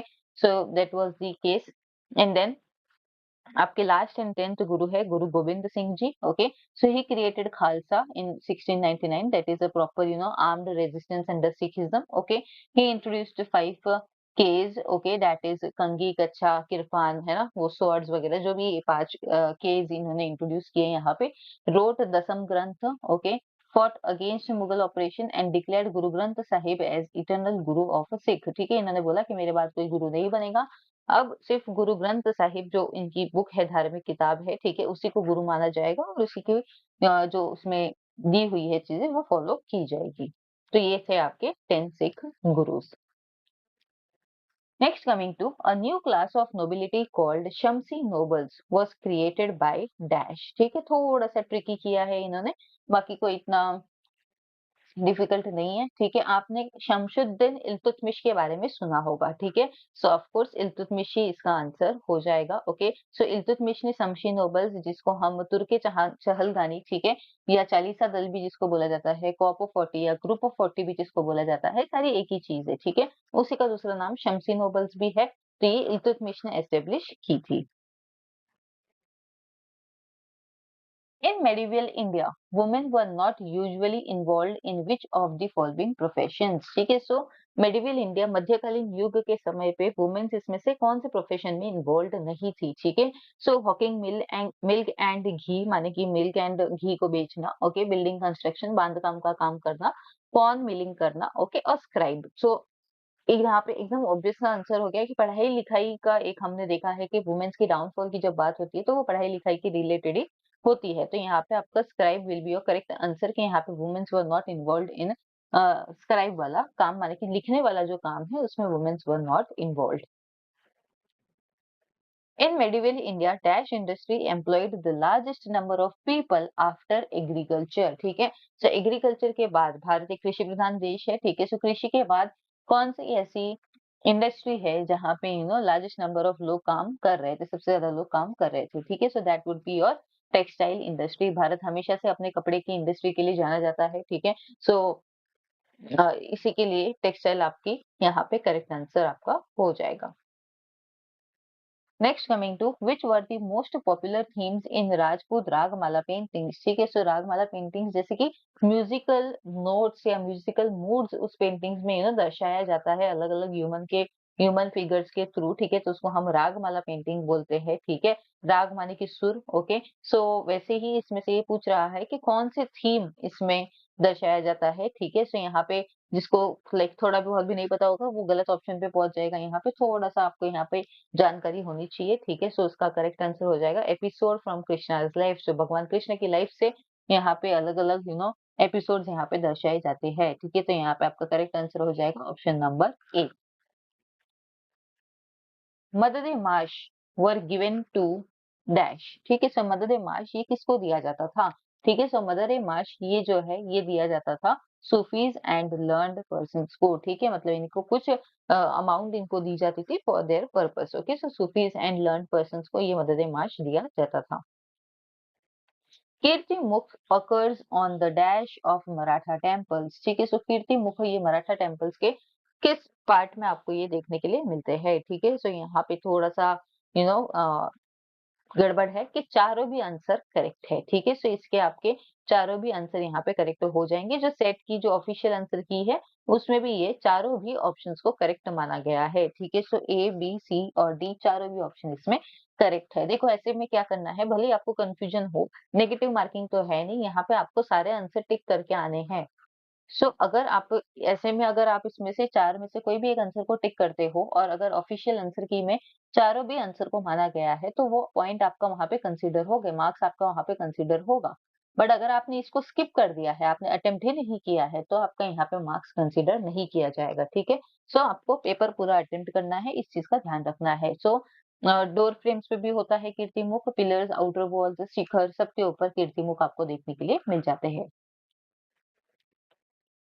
नेक्स्ट, मॉडर्न इंडिया से कुछ क्वेश्चंस है अभी यहाँ पे आपके पास। Okay, so which was the only European country that did not prohibit or impose heavy duties on the import of Indian cotton goods। ठीक है, सो इंडियन कॉटन गुड्स की जो इंपोर्ट हुआ करते थे, मतलब हमारे यहाँ से जाएंगे और उनके वहां पे जाएगा, तो वहां पे हेवी ड्यूटीज कौन नहीं लगाया करता था, इसमें से कौन सी कंट्री है जो हेवी ड्यूटीज नहीं लगाती थी, तो वो हो जाएगी आपकी option number C, Holland. Okay, so Holland ऐसी कंट्री है जो हैवी ड्यूटीज इंपोज नहीं किया करती थी भारतीय कॉटन गुड्स के ऊपर।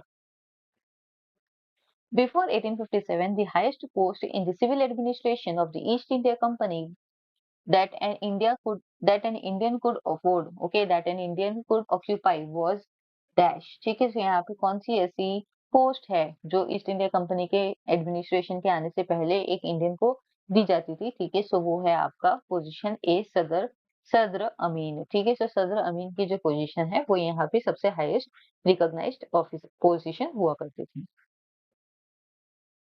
Who set up the Society of Trade in 1760s to distribute the profit of salt monopoly in fixed proportion according to ranks in the East India Company। ठीक है, तो यहाँ पे 1760 के दशक में, ठीक है, यहाँ पे किसने ये काम किया है सॉल्ट वाला, कि सॉल्ट मोनोपोली के लिए फिक्स प्रॉफिट डिस्ट्रीब्यूशन के यहाँ पे बात हुई है। ठीक है, सो यहाँ पे आपका करेक्ट आंसर हो जाएगा रॉबर्ट क्लाइव।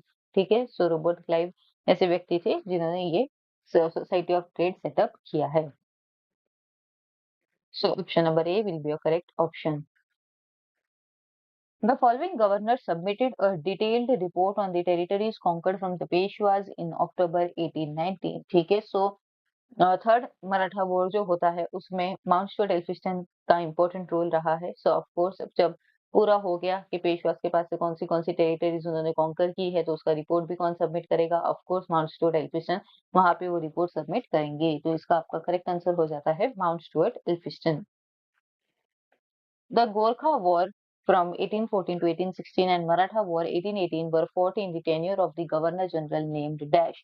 So कौन से गवर्नर जनरल थे उस समय जब ये वॉर्स लड़े गए? ठीक है, सो इसका करेक्ट आंसर हो जाएगा आपका Lord Hastings. Okay, Lord Hastings will be your correct answer.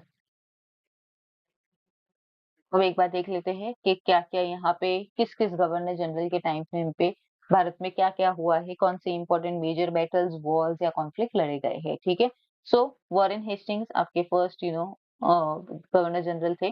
सो 1772 से लेके 1785 तक, तो यहाँ पे first Anglo Maratha war fight हुआ, सेकंड एंग्लो मैसूर वॉर यहाँ पे हुआ। ओके, देन लॉर्ड कॉर्नवालिस है आपका, third Anglo Mysore war, sir John Shore. ठीक है, कोई ऐसा बैटल आपको देखने के लिए नहीं मिलता है, बट हाँ, ट्रीटी ऑफ बसेन। Okay, Lord Wellesley fourth Anglo Mysore war, second Anglo Maratha war. Okay, Lord Cornwallis second term के लिए यहाँ पे आते हैं, नो मेजर बैटल और इनकी मृत्यु हो जाती है। ओके, इसके बाद में सर जॉर्ज बार्लो आते हैं, यहाँ पे भी आपको कोई मेजर वॉर देखने के लिए नहीं मिलता। ओके, अब देखो यहाँ पे भले वॉर है या नहीं है उससे आपको मतलब नहीं होना चाहिए, आपको इस तरफ ये भी देखना है कि आपको ये सीक्वेंस में याद होना चाहिए। काफी बार ऐसे नेट के एग्जाम में ऐसा आता है कि आपको गवर्नर जनरल से वॉइसरॉयज दे दिए जाएंगे and they will ask you to arrange it in ascending और डिसेंडिंग ऑर्डर। ठीक है, तो वहां पे आपको ये अरेंज करना भी आना चाहिए। तो ये आपका एक अच्छा खासा लिस्ट यहाँ पे प्रिपेयर हो जाता है। Okay, Lord Minto one, conquest of Mauritius and treaty of Amritsar. Okay, Lord Hastings, third Anglo Maratha war. Okay, और गुरखा वॉर जिसके ऊपर अभी क्वेश्चन था ही। ठीक है, ओके, यही क्वेश्चन अभी हमने देखा है ना कि कौन से टाइम फ्रेम पे ये हुआ था। ठीक है, तो ये आपको यहाँ पे ध्यान देना है। अगर आपको ये इतना याद नहीं रहेगा, of course it is not possible कि ये सब आप पढ़ लो, तो एटलीस्ट आपको ये दो चीजें, गवर्नर जनरल या वॉइसरॉय और उनका टेन्योर। ठीक है, अगर यहाँ पे आपको टेन्योर भी पता हो कि 1813 से लेके 1823 तक लॉर्ड हेस्टिंग्स थे, ठीक है, तो ऑटोमेटिकली आप यहाँ पे आंसर निकाल लोगे। ठीक है, Lord Amherst, okay, first Anglo Burmese war. Okay, Lord William Bentinck, so कोई मेजर वॉर नहीं है एज सच।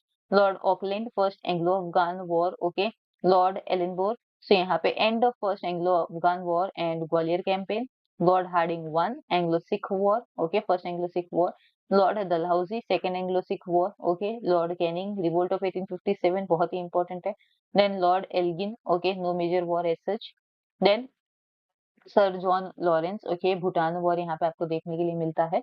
एक्चुअली यहाँ से कैनिंग के बाद से ये वॉइसरॉयज है। ओके, सो लॉर्ड कैनिंग आपके आखिरी गवर्नर जनरल और पहले वॉइसरॉय थे, और यहाँ से लॉर्ड कैनिंग के बाद ये सारे आपके वॉइसरॉयज है। Okay, then Lord Mayo, so 1869 से लेके 1872 no as such war. Okay, इनका मर्डर हो जाता है, assassinated. Okay, then Lord Northbrook, no major war. Okay, Lord Lytton, second Anglo Afghan war.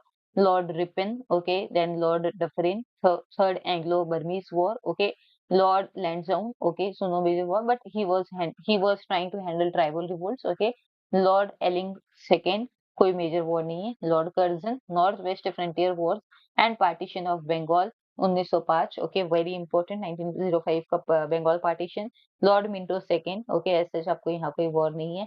Lord Hardinge two, okay, second. Delhi Durbar 1911 and world war one started, okay, then Lord Chelmsford, world war one यहाँ पे भी चल ही रहा था। And third Anglo Afghan war, Lord Reading, okay, Lord Irwin, okay, Simon commission and civil disobedience movement. यहाँ पे भी देखो ऐसे वॉर्स नहीं होने वाले, यहाँ पे आपका इंडिपेंडेंस मूवमेंट यहाँ पे फुल फ्लेज स्टार्ट हो गया है। तो यहाँ पे आपको अलग अलग कमीशंस एंड अलग अलग मूवमेंट्स यहाँ पे आपको देखने के लिए मिलेंगे। Then Lord Willingdon, okay, second round table conference and civil disobedience movement. Lord Linlithgow, Second World War and Quit India Movement. Okay, then Lord Wavell, World War Second till 1945, and INA trials, okay, and then cabinet mission, and then finally Lord Mountbatten, India's partition, independence and partition 1947. ठीक है, तो ये आपका एकदम comprehensive list है governor generals और voice Roy का। ठीक है, तो यहाँ पे आपकी बहुत सारी डिटेल्स यहाँ पे आपका रेडी हो जाती है। Okay, next, which British agent to the Mughal emperor in Delhi was murdered in 1835? ठीक है, so 1835 में कौन से ब्रिटिश एजेंट का मर्डर हो जाता है, लाइक जब वो मुगल एम्परर दिल्ली में वहां पे होते हैं। ठीक है, तो इसका आंसर है आपका William Fraser. Okay, so correct answer will B William Fraser. From amongst the following, which was the first Indian state annexed under the doctrine of lapse? ठीक है, so doctrine of lapse Lord Dalhousie ने introduce किया था। Like introduce तो नहीं, पहले भी था, बट उनके टाइम फ्रेम पे बहुत ज्यादा उसका विस्तार यूज हुआ उसका। ओके, डॉक्ट्रिन ऑफ लैप्स का। तो ये पूछ रहा है कि इसमें से सबसे पहला स्टेट कौन सा था जिसको कैप्चर किया गया या एनेक्स किया गया डॉक्ट्रिन ऑफ लैप्स के थ्रू। ठीक है, सो क्या होता है डॉक्ट्रिन ऑफ लैप्स? अगर आपका खुद का कोई वारिस नहीं है जो आपकी राजगद्दी पे बैठेगा, तो वो स्टेट लॉजिकली ब्रिटिशर्स या ईस्ट इंडिया कंपनी उसको एनेक्स कर लेगी। ठीक है, तो यहाँ पे वही था। तो पहला ऐसा स्टेट जिसको कैप्चर किया वो था सातारा। ओके, सो पहला ऐसा स्टेट जिसको कैप्चर किया डॉक्ट्रिन ऑफ लैप्स के थ्रू वो है सातारा। ठीक है, सो ये एक आपका लिस्ट है कि कब कब कौन सा आपका एनेक्सेशन हुआ है through doctrine of lapse. So Satara 1848, okay, Jaitpur 1849, Sambalpur 1849, okay, Baghat, okay, 1850। Then Udaipur Chhattisgarh में जो है ये छोटा उदयपुर जिसको हम बोलते हैं वो वाला है। ओके, 1852। झांसी 1853, ओके, हमें यहाँ पे पता है कि रानी लक्ष्मीबाई के एक अडॉप्टेड सन दामोदर थे, बट उनका उनको एक्सेप्ट नहीं किया जाता है। ओके, और उनका ले लिया जाता है। देन नागपुर, यहाँ पे भी 1854। तो ये आपका एक लिस्ट है जहाँ पे आपको ये बताया गया है कि कौन से टेरिटरीज डॉक्ट्रिन ऑफ लैप्स के थ्रू एनेक्स किए गए थे। In which year was the province of Orissa created by carving out the portions from Bihar, Madras and the central provinces? ठीक है, so ओडिशा का निर्माण कब हुआ? ओडिशा का जो प्रोविंस है वो कब बना? ठीक है, सो यहाँ पे 1836 इसका करेक्ट आंसर हो जाएगा कि 1836 में ओडिशा का जो प्रोविंस है वो बनाया गया, कुछ पोर्शंस लिए बिहार, मद्रास और सेंट्रल प्रोविंसेस में। ओके, यहाँ पे देख लेते हैं कि कब कब कौन से प्रोविंस का गठन कब कब हुआ है। ठीक है, सो बंगाल 1765 में हुआ है। Okay, first province to come under British control after battle of Buxar. Okay, battle of Buxar होता है यहाँ पे, और ऑफिशियली जब दीवानी राइट्स इनको मुगल बादशाह इनको दे देते हैं तब। Then Madras 1785, okay, formed after British expansion in South India. Okay, major centers इनका मद्रास, चेन्नई, आरकोट एंड तंजौर ये जगह थी। ओके, बॉम्बे 1818 जब थर्ड एंग्लो मराठा वॉर हो जाता है उसके बाद में इनके कंट्रोल में आता है। Okay, north western provinces form होता है 1836 में। Okay, created from the territories annexed in Anglo Maratha war. Okay, including present day Uttar Pradesh, excluding Awadh. ठीक है, अवध यहाँ पे अभी नहीं, अवध बाद में वो एनेक्स करते हैं। ठीक है, सो पंजाब 1849 में, okay, annexed after second Anglo Sikh war. Okay, and placed under British administration. Then Awadh अभी यहाँ पे हमने देखा 1856 में। Okay, annexed under doctrine of lapse just before the revolt of 1857। Central provinces की बात करें तो 1861, okay, formed by merging Nagpur, Sagar and Nerbudda territories after annexation under doctrine of lapse. ठीक है, सो अलग अलग जगहों से लेके उसको इन्होंने बना दिया गया। Then Assam, okay, so Assam 1874 separated from Bengal and made a chief commissioner provinces. Okay, Burma, so third Anglo Burmese war के बाद ये बना। North western frontier provinces, okay, carved out of Punjab for better control of tribal area and later became part of Pakistan जब partition हुआ, ठीक है। Eastern Bengal and Assam, ये आपका पार्टीशन ऑफ बंगाल जब होता है 1905 में, ठीक है, तब ये हुआ, लेकिन इसको बाद में अबॉलिश भी कर दिया गया, okay. Bihar and Orissa separated from Bengal due to administrative reasons. Okay, then Delhi 1912, okay, made a separate province after the shift of capital from Calcutta to Delhi. ठीक है, so कलकत्ता से दिल्ली जब इनका कैपिटल शिफ्ट होता है तब बनाया जाता है। Odisha became a separate province separated from Bihar. Okay, then Sindh 1836, ठीक है, अभी अभी हमने ये ओडिशा वाला अभी पढ़ा था, right, and separated from Bombay presidency for administrative efficiency, okay. Then Burma separated from India, ठीक है, became a separate British colony, no longer part of British India, ठीक है। And north western frontier provinces and Baluchistan reorganise उसको किया गया for better military and administrative control, ठीक है। Next question यहाँ पे ये आपको पूछ रहा है, पहले उड़ीसा का पूछा, अभी आपको सिंध का पूछ रहा है, ठीक है। By which of the following acts the province of Sindh was carved out of the Bombay presidency, ठीक है। सो कौन से एक्ट के तहत ये डिसाइड हुआ था कि सिंध को हमें अलग करना है बॉम्बे प्रेसिडेंसी से, ओके। सो ये एक्ट था, अभी यहाँ पे अगर आप ध्यान दो तो यहाँ पे हमने पढ़ा है कि 1936 में ये अलग हुआ है, ठीक है। सो ऑफकोर्स एक्ट इसके पहले ही आया होगा। सो जस्ट पहले का अगर ईयर हम यहाँ पे देखें, सो द एक्ट ऑफ 1935, यहाँ पे ये अलग किया गया था। इस एक्ट के थ्रू ये डिसाइड हुआ था कि हम अलग करेंगे और अगले साल 1936 में उसको अलग कर देते हैं। Dyarchy system was introduced by which of the following acts, ठीक है। सो ये बहुत ही again a very basic question from modern India. So यहाँ पे आपका the correct answer will be the government of India act 1919, okay, 1919 Bharat सरकार अधिनियम के तहत इसको यहाँ पे डायरकी सिस्टम को लागू किया गया था, ओके। सो ये आपके एक्ट्स हैं जो भारत में समय समय पर लागू किए गए, ठीक है। So regulating act 1773, okay, first attempt to regulate East India company, ठीक है। यहाँ पे governor of Bengal became governor general of Bengal and supreme court was established in Kolkata, ठीक है। सो कौन से एक्ट के तहत क्या क्या हुआ वो भी हम यहाँ पे देख रहे हैं। Pitt's India act 1784, okay. So dual system of governance यहाँ पे लाया गया, companies commercial affairs under the court of directors, okay, and political affairs under the board of council. Charter Act 1813 ended the company's trade monopoly, ठीक है। सो यहाँ पे trade monopoly सिर्फ चाय एंड चाइना के साथ ही ये मोनोपोली रख सकते थे, बाकी सब चीजों के लिए यहाँ पे इनका मोनोपोली खत्म कर दिया गया, okay. So tea and China, okay, and allowed Christian missionaries in India. Charter act 1833, okay, governor general of Bengal became governor general of India, ठीक है। Lord William Bentinck was the first and ended company's trading activities, ठीक है। Then charter act of 1853, so यहाँ पे first act to introduce open competitive exams for civil services, यहाँ पे civil services के exams होने स्टार्ट हुए, okay. And legislative council expanded, government of India act 1858, ठीक है। सो यहाँ पे आपका ईस्ट इंडिया कंपनी का रूल खत्म हो जाता है, पावर ब्रिटिश क्राउन को ट्रांसफर हो जाती है, okay. And secretary of state for India was introduced, तो यहीं पे आपका गवर्नर जनरल खत्म हो जाते हैं, वॉइसरॉयज आने स्टार्ट हो जाते हैं, ठीक है। फिर है आपका Indian council act 1861, okay, introduce portfolio system and allowed limited Indian participation in legislative council, ठीक है। सो लेजिस्लेटिव काउंसिल में लिमिटेड इंडिया का पार्टिसिपेशन वहां पे देखने के लिए मिलता है। Indian Council Act 1892. Okay, so it increased the number of non-official members, allowed indirect elections. Okay, nomination by local bodies. Council Act 1909, जिसको हम मॉडल इंटर रिफॉर्म्स के नाम से भी जानते हैं, तो यहाँ पे सेपरेट इलेक्टोरेट फॉर मुस्लिम्स यहाँ पे हमको देखने के लिए मिलता है। Increase Indian representation in legislative councils. Government of India act 1919, okay, Montek Chelmsford reform भी हम इसको बोलते हैं। सो यहीं पे इंट्रोड्यूस हुआ डायर की ड्यूअल गवर्नमेंट, जो अभी हमने पढ़ा, okay. Expanded legislative council, first time Indians given control over some departments, ठीक है। सो धीरे धीरे प्रोग्रेस हुआ। गवर्नमेंट ऑफ इंडिया एक्ट 1935, ठीक है। सो provincial autonomy granted, introduced bicameral legislature at the center, okay, and proposed all India federation, not implemented, ठीक है। And finally है आपका Indian Independence Act 1947, declared India's independence, created India and Pakistan as a separate dominions and end of British rule, okay. So हमने ये सारे act देख लिए, कहाँ से इनको ट्रेडिंग राइट्स मिले और कहाँ पे फाइनली भारत आजाद हुआ, ठीक है। सो शुरू से लेके शुरू तक हमने एंड तक सारे हमने देख लिए हैं। The main item of export by the east India company from the Deccan were dash. ठीक है, सो ईस्ट इंडिया कंपनी का मेन एक्सपोर्ट आइटम यहाँ पे क्या था, थोड़ा सा भी अगर हम यहाँ पे ध्यान दें, सो of course cotton and sugar. ठीक है, सो कॉटन बहुत अच्छी क्वालिटी का यहाँ पे डेक्कन में प्रोड्यूस होता है, ब्लैक सॉइल है, okay.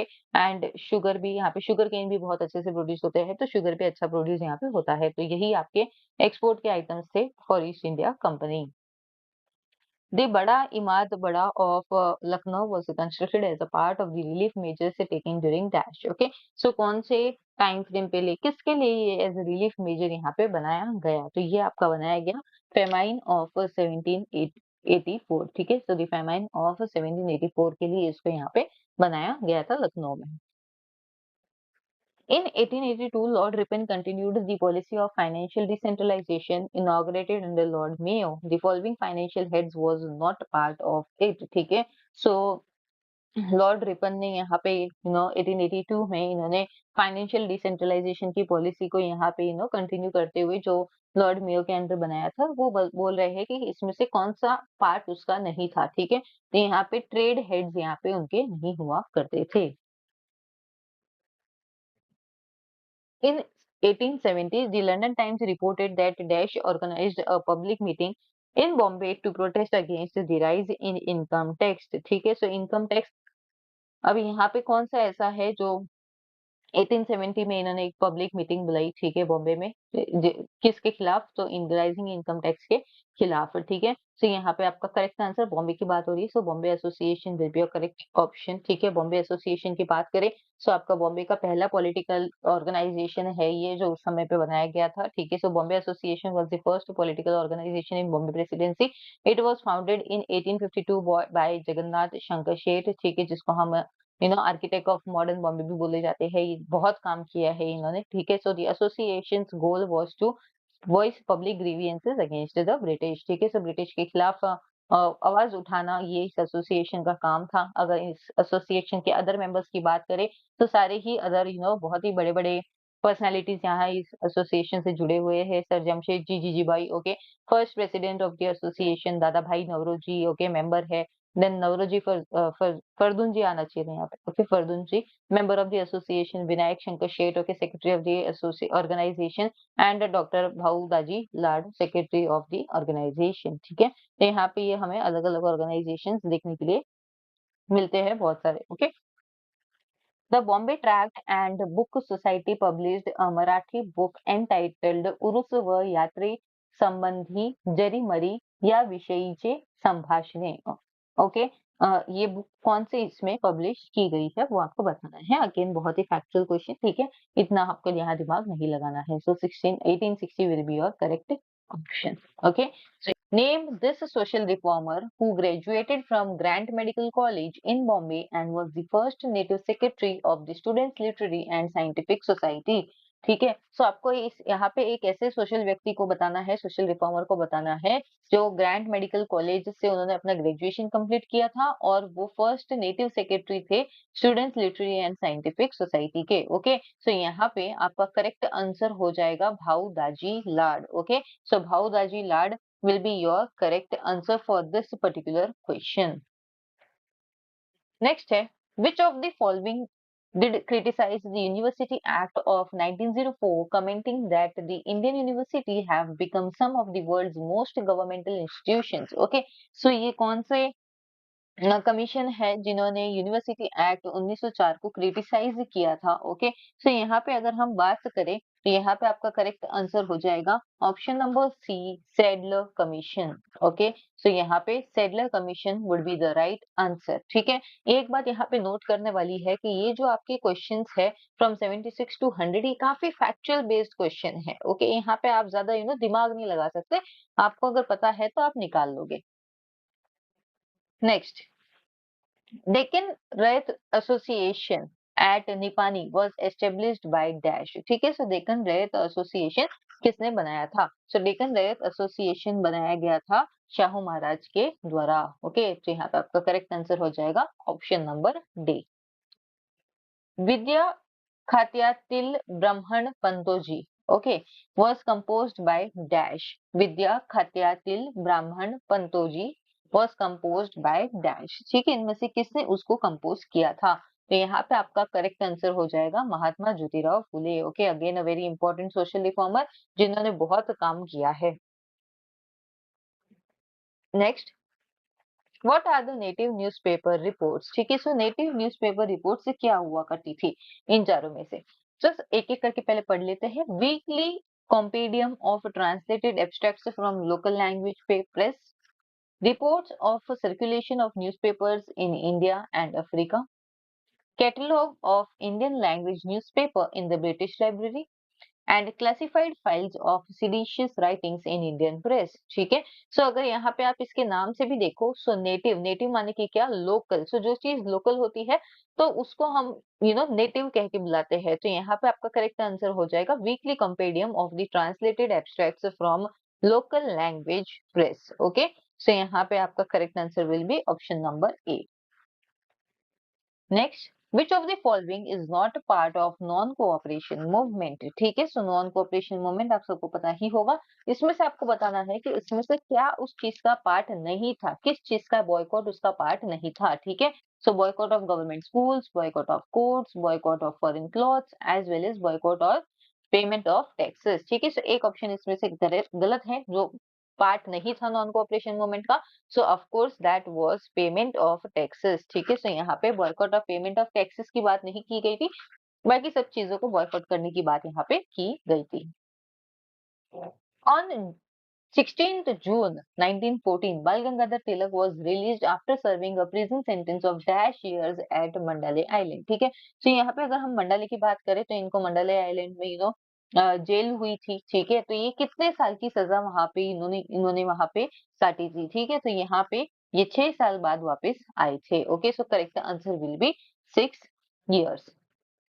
Okay, that is option number B. Next, अगर हम बात करें that which of the following statements is incorrect regarding home rule movement? Okay, so अगर हम होम रूल मूवमेंट की बात करें, Annie Besant and Lokmanya Tilak ji के द्वारा इसको स्प्रेड किया गया था होम रूल मूवमेंट को। ओके, तो इसमें से क्या इनकरेक्ट स्टेटमेंट है वो हमें बताना है। सो लोकमान्य तिलक was tried in Bombay presidency and won the case. Annie Besant was arrested after having lost her case in Madras. Firoz Shah Mehta opposed Tilak's re-entry into Indian National Congress, and Lokmanya Tilak's court case was not accepted by Muhammad Ali Jinnah as lawyer। Okay, so इसमें से क्या incorrect statement है? तो बाकी सारे ही statements correct हैं। आपका जो इनकरेक्ट स्टेटमेंट है वो है आपका option number D. Okay, so Lokmanya Tilak court case was not accepted by Mohammad Ali Jinnah as lawyer, ये आपका यहाँ पे गलत आंसर है, इनकरेक्ट ऑप्शन है। According to Lokmanya Tilak, the Bhagavad Gita propounds dash. ठीक है, सो लोकमान्य तिलक जी के अकॉर्डिंग इसमें से भगवत गीता का जो मूल भाव है वो क्या है? ठीक है, मूल शिकवण हे आहे।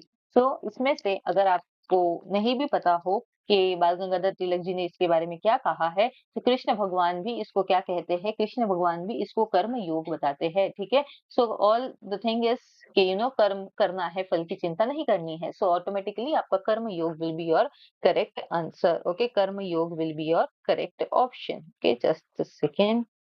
So yes, coming to next question, Bhagat Singh had helped which of the following libraries to acquire a unique collection of literature on revolution, particularly those of Russia, Ireland and Italy? Okay, हम सबको पता है भगत सिंह जी को पढ़ाई का बहुत शौक था, उनको खुद लिखते भी थे। ठीक है, तो ये सारी चीजें हैं, तो इन्होंने कौन सी ऐसी लाइब्रेरी है जिनको रिवॉल्यूशन के बारे में बुक्स का एक कलेक्शन, उनको वहां पे यूनिक कलेक्शन ऑफ लिटरेचर उन्होंने दिया था, स्पेशली रशिया में, आयरलैंड में और इटली में जो रेवोल्यूशन हुए थे उसको लेके। तो यहाँ पे आपका करेक्ट आंसर हो जाएगा okay, Dwarkadas library Lahore. Okay, Dwarkadas library Lahore will be your correct option.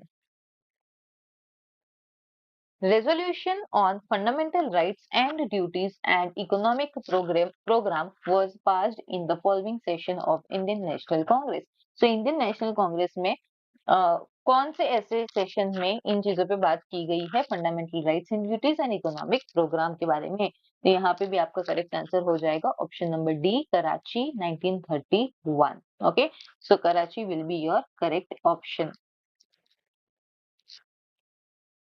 Next, coming to who hailed Gandhiji as being without doubt made of the stuff of which heroes and martyrs are made. ठीक है, so किसने गांधी जी को इस statement से बताया है? Okay, कोणी महात्मा गांधी मध्ये नायक आणि शहीदांचे गुण असल्याचे निसंशयपणे म्हणत म्हणता येईल. ओके, सो अशी स्तुति केली. तो यहाँ पे जो आपकी करेक्ट आंसर आंसर हो जाएगा वो है आपके सी, गोपाल कृष्ण गोखले. ओके, सो गोपाल कृष्ण गोखले को हम गांधी जी के गुरु के नाम से भी जानते हैं.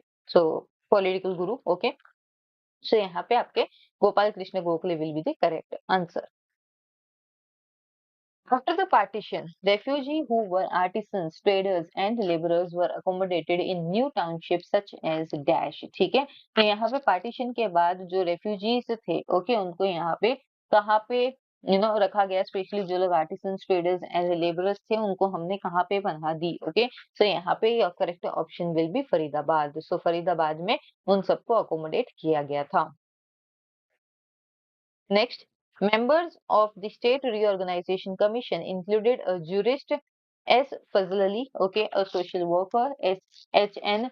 Kunzru and a historian Dash. ठीक है, सो रीऑर्गेनाइजेशन, स्टेट रीऑर्गेनाइजेशन कमीशन की अगर हम बात करें, ओके, तो यहाँ पे इसमें से कौन से लोग इंक्लूडेड थे? तो दो तो ये है, Fazal Ali and H N Kunzru. Okay, तीसरे व्यक्ति कौन थे? तो यहाँ पे तीसरे व्यक्ति थे आपके के एम पानिकर. ओके, के M Panicker was the third person. Okay. Next, coming to MRTP Act 1969 was introduced for avoiding concentration of economic power in the hands of a few. The full form of MRTP is, ठीक है, so MRTP Act ये लागू किया गया था 1969 में. ठीक है, इसलिए कि इकोनॉमिक पावर जो है वो कुछ लोगों के हाथ में कंसंट्रेशन नहीं होना चाहिए. तो इसमें ये पूछ रहा है कि MRTP का मतलब क्या है? तो यहाँ पे एमआरटीपी का मतलब है, okay, monopolies and restrictive trade practices. Okay, monopoly and restrictive trade practices. So option number C will be the correct option. Next question is, कुछ क्वेश्चन अभी आपके पास यहाँ पे हिस्टोरियोग्राफी से है. Okay, so which Greek historian wrote on Peloponnesian War providing a detailed account of the conflict between Athens and Sparta. Okay, so यहाँ पे आपका करेक्ट आंसर हो जाएगा Thucydides will be your correct answer. According to R.G. Collingwood, which historian is credited with the beginning of scientific history? Okay, so scientific history आप सबको पता ही है. अभी देखो, ये डायरेक्टली नहीं पूछेगा आपको कि who is father of history, है ना, थोड़ा सा घुमा के पूछा हुआ है कि बिगिनिंग ऑफ साइंटिफिक हिस्ट्री किसको हम देते हैं credit? Okay, so Herodotus will be your right answer. Herodotus will be your right answer.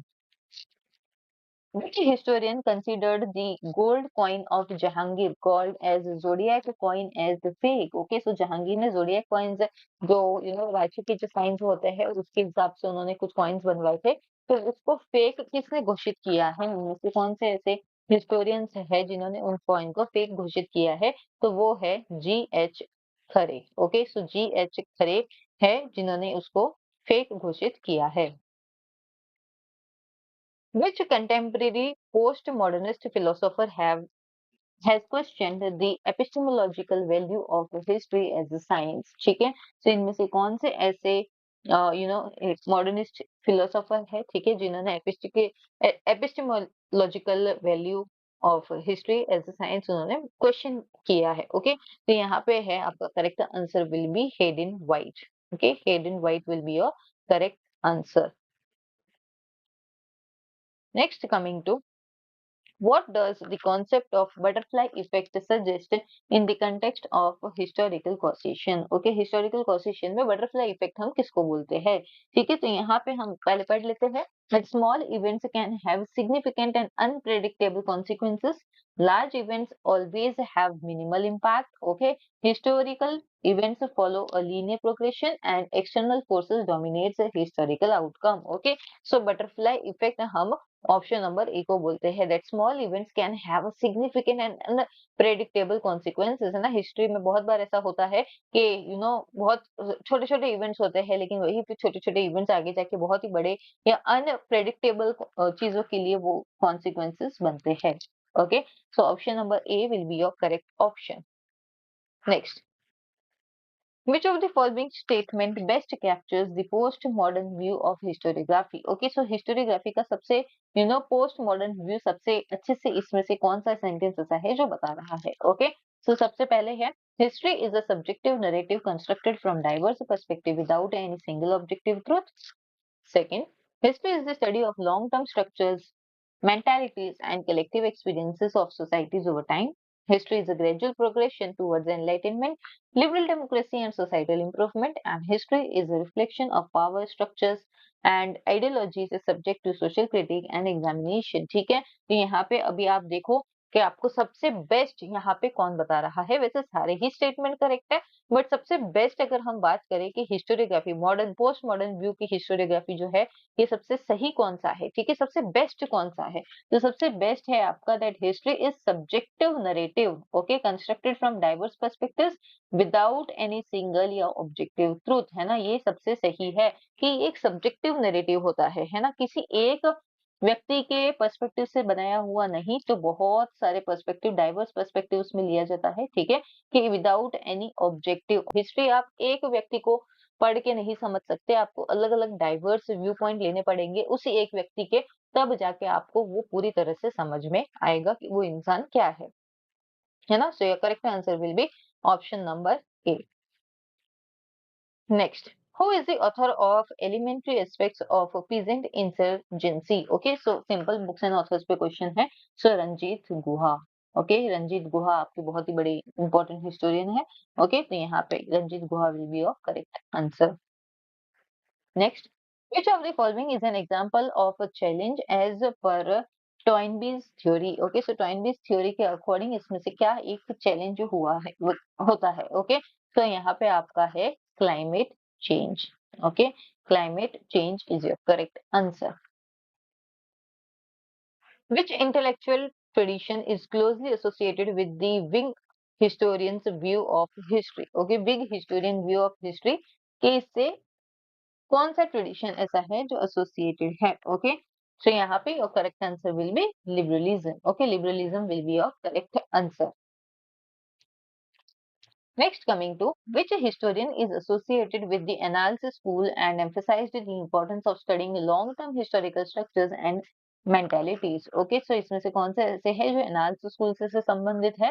तो वो है आपके फर्नांड ब्राउडिल। ओके, फर्नल ब्राउडिल ये आपके यहाँ पे एनालिसिस स्कूल से संबंधित या एसोसिएटेड एक व्यक्ति है। अलग अलग टाइप्स की हिस्टोरी लाइक हिस्टोरिकल स्कूल्स होती है, तो उसमें से एनालिसिस स्कूल में स्कूल स्कूल माने कि एक थॉट प्रोसेस होता है। ओके, सो उस थॉट प्रोसेस से ये जुड़े हुए व्यक्ति है। सो ये हमने पूरे 1 से लेके 100 तक के क्वेश्चंस आपके लास्ट ईयर के हमने 4 पार्ट में कवर किए हैं। ये आपका लास्ट पार्ट था। आई होप आपने यहाँ पे सीखा है बहुत कुछ, बहुत इंपॉर्टेंट चीजें आपको यहाँ पे पता चली है। एक रन थ्रू रिवीजन भी यहाँ पे आपका हो रहा है। ओके, आप पढ़ो और फिर यहाँ पे आके आप ट्राई करो कि आपसे क्वेश्चन सॉल्व हो रहे हैं या नहीं हो रहे हैं। बीच बीच में हम भी कॉन्सेप्ट्स की भी बात कर रहे हैं जहाँ पे रिक्वायर्ड है वहां पे। ओके, सारे सोशल मीडिया हैंडल्स को आप फॉलो कर दीजिए for further updates and thank you very much. इसी तरह से हमारे साथ बने रहिए। Okay, now we will meet in our next class. Till then take care. Jai Hind.